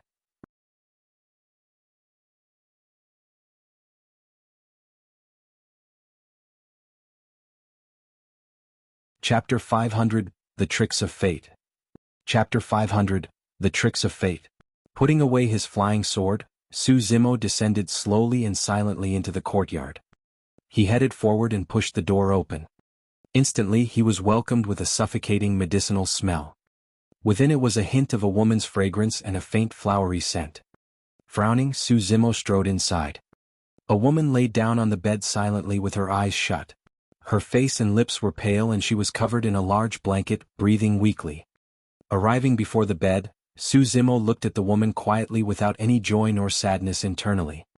The woman was reeking with the aura of death. Her pulse was weak and her organs were starting to fail. Even an immortal wouldn't be able to save her at this point. 8 years. Who would have thought that the impressive young girl selected by an immortal 8 years ago would end up in such a state? This was how fate loved to play tricks. Probably sensing something, Shin Mingqi's eyelids twitched and she opened her eyes slowly. The pair of brilliant and moving eyes from Su Zimo's memories were now empty and lifeless with a cloudy shade. Her gaze was seemingly dazed, as though she could not adapt to the environment. Arriving at Su Zimo's face, her stare lingered for a long time before her eyes gradually widened, shimmering with a glint of light. Shin Mingqi looked slightly more spirited as well. "You've come?" Her lips twitched as she revealed a smile. However, she did not have much strength left and even her voice was as soft as a mosquito. "What happened?" After remaining silent for a long time, Su Zimo finally asked with a calm tone. "I was in too much of a hurry to try and form my core. Sigh, there's no way it would be so easy to form a core." Shin Mingqi chuckled bitterly. "My foundation wasn't stable and I lost control of my spirit energy, causing my meridians to sever. I entered Qi deviation and failed in my core formation, nearly losing my life. Thankfully my master stepped in and managed to save my life. At the mention of the word master, Shen Mingqi glanced at Su Zimo. When she saw that the latter was expressionless and wasn't bothered by it, she continued, since I knew that I didn't have much time left, I wanted to return to Pingyang town and return to my roots. Because he dotes on me, master even sent me back personally. Su Zimo remained silent, but a hint of pity could be seen within his eyes. He wasn't pitying Shen Mingqi for her fate, but her ignorance. Even up till now, she had not realized that she was sacrificed and abandoned by perfected being Tsang Lang. Shen Mingqi murmured, I know that I owe you too much. The fact that you're willing to come see me and listen to me is enough for me to leave without regrets. Su Zimo surveyed the room and finally, his gaze lingered on a scarlet flower that was on the wooden table beside the bed, frowning. This flower? He narrowed his eyes, seemingly pondering about something. All of a sudden, a cold voice sounded from the void outside the door. Activate. The moment the voice ended, a bedazzling light shone outside, bright as day. It was the light of formation patterns. Su Zimo was a sword formation master to begin with. Even without heading out to take a look, he could sense the aura of a massive formation being activated. Shen Mingqi had a stunned expression, not understanding what was going on. The next moment, the entire room was ripped apart by a tremendous power, causing dust and gravel to fly everywhere. Ha ha ha ha. An arrogant laughter rang in the courtyard, reverberating endlessly. When she heard that laughter, Shen Mingqi asked in disbelief with a shocked expression, Master? Su Zimo turned around, completely unaffected. After the dust settled, 5 golden cores could be seen in a line in the skies above the courtyard, bearing sharp gazes and murderous intent. Iridescent clouds palaces perfected being Tsang Lang was among them. Master, you guys. Shen Mingqi's lips quivered and the shock in her eyes vanished gradually. She did not continue speaking. She was no fool and had already understood when she saw that lineup. Glaring at Shen Mingqi, perfected being Tsang Lang remarked coldly, Traitor, if I didn't need you to lure this bastard here, I would have killed you personally a long time ago. What? Why?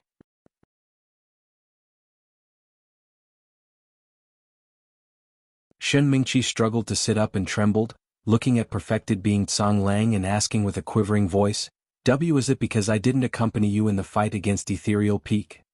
It's because your death is the only thing that can bring Su Zimo here. Perfected being Tsang Lang's expression was frosty. Additionally, today I'll let you understand how you die as well. As a 5 Meridian Foundation establishment cultivator, you had a high chance of succeeding in your core formation. Yet you failed.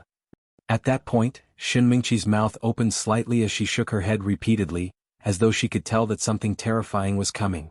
Smiling sinisterly, perfected being Tsang Lang said, Do you remember the elixir I gave you before you entered seclusion? Indeed, that elixir does help in circulating spirit energy and aiding one in core formation. However, I've added some extra ingredients into that elixir. Ah. Shen Mingqi spat out a mouthful of blood and her face was frighteningly pale. Her face was veiled with an aura of death and she looked even more frail. I've noticed long ago that you haven't given up on this bastard. Perfected being Tsang Lang continued, Indeed, you're a good disciple of mine and didn't let me down. After I sent you back, you could not wait to send a paper crane message to Ethereal Peak. Everything was as I had predicted. I've given you a chance but you didn't cherish it. Stupid lass, the only thing awaiting you if you go against me is death. Since I can take you onto the path of immortality cultivation, I can naturally destroy you as well. 8 years. Did our 8 years of relationship as master and disciple mean nothing? Shen Mingqi's voice was shaking and her eyes were brimming with tears. Foo-foo. Perfected being Tsang Lang stifled a laugh. Good disciple, let me give you one last truth as your master. There's no such thing as a relationship in the cultivation world. In my eyes, you're nothing but a chess piece. Steaming tears rolled down as she sobbed silently. By now, Shen Mingqi could no longer feel the pain coming from her body. All she felt was a gutting wrench of her heart, as though she was about to faint as her limbs went cold.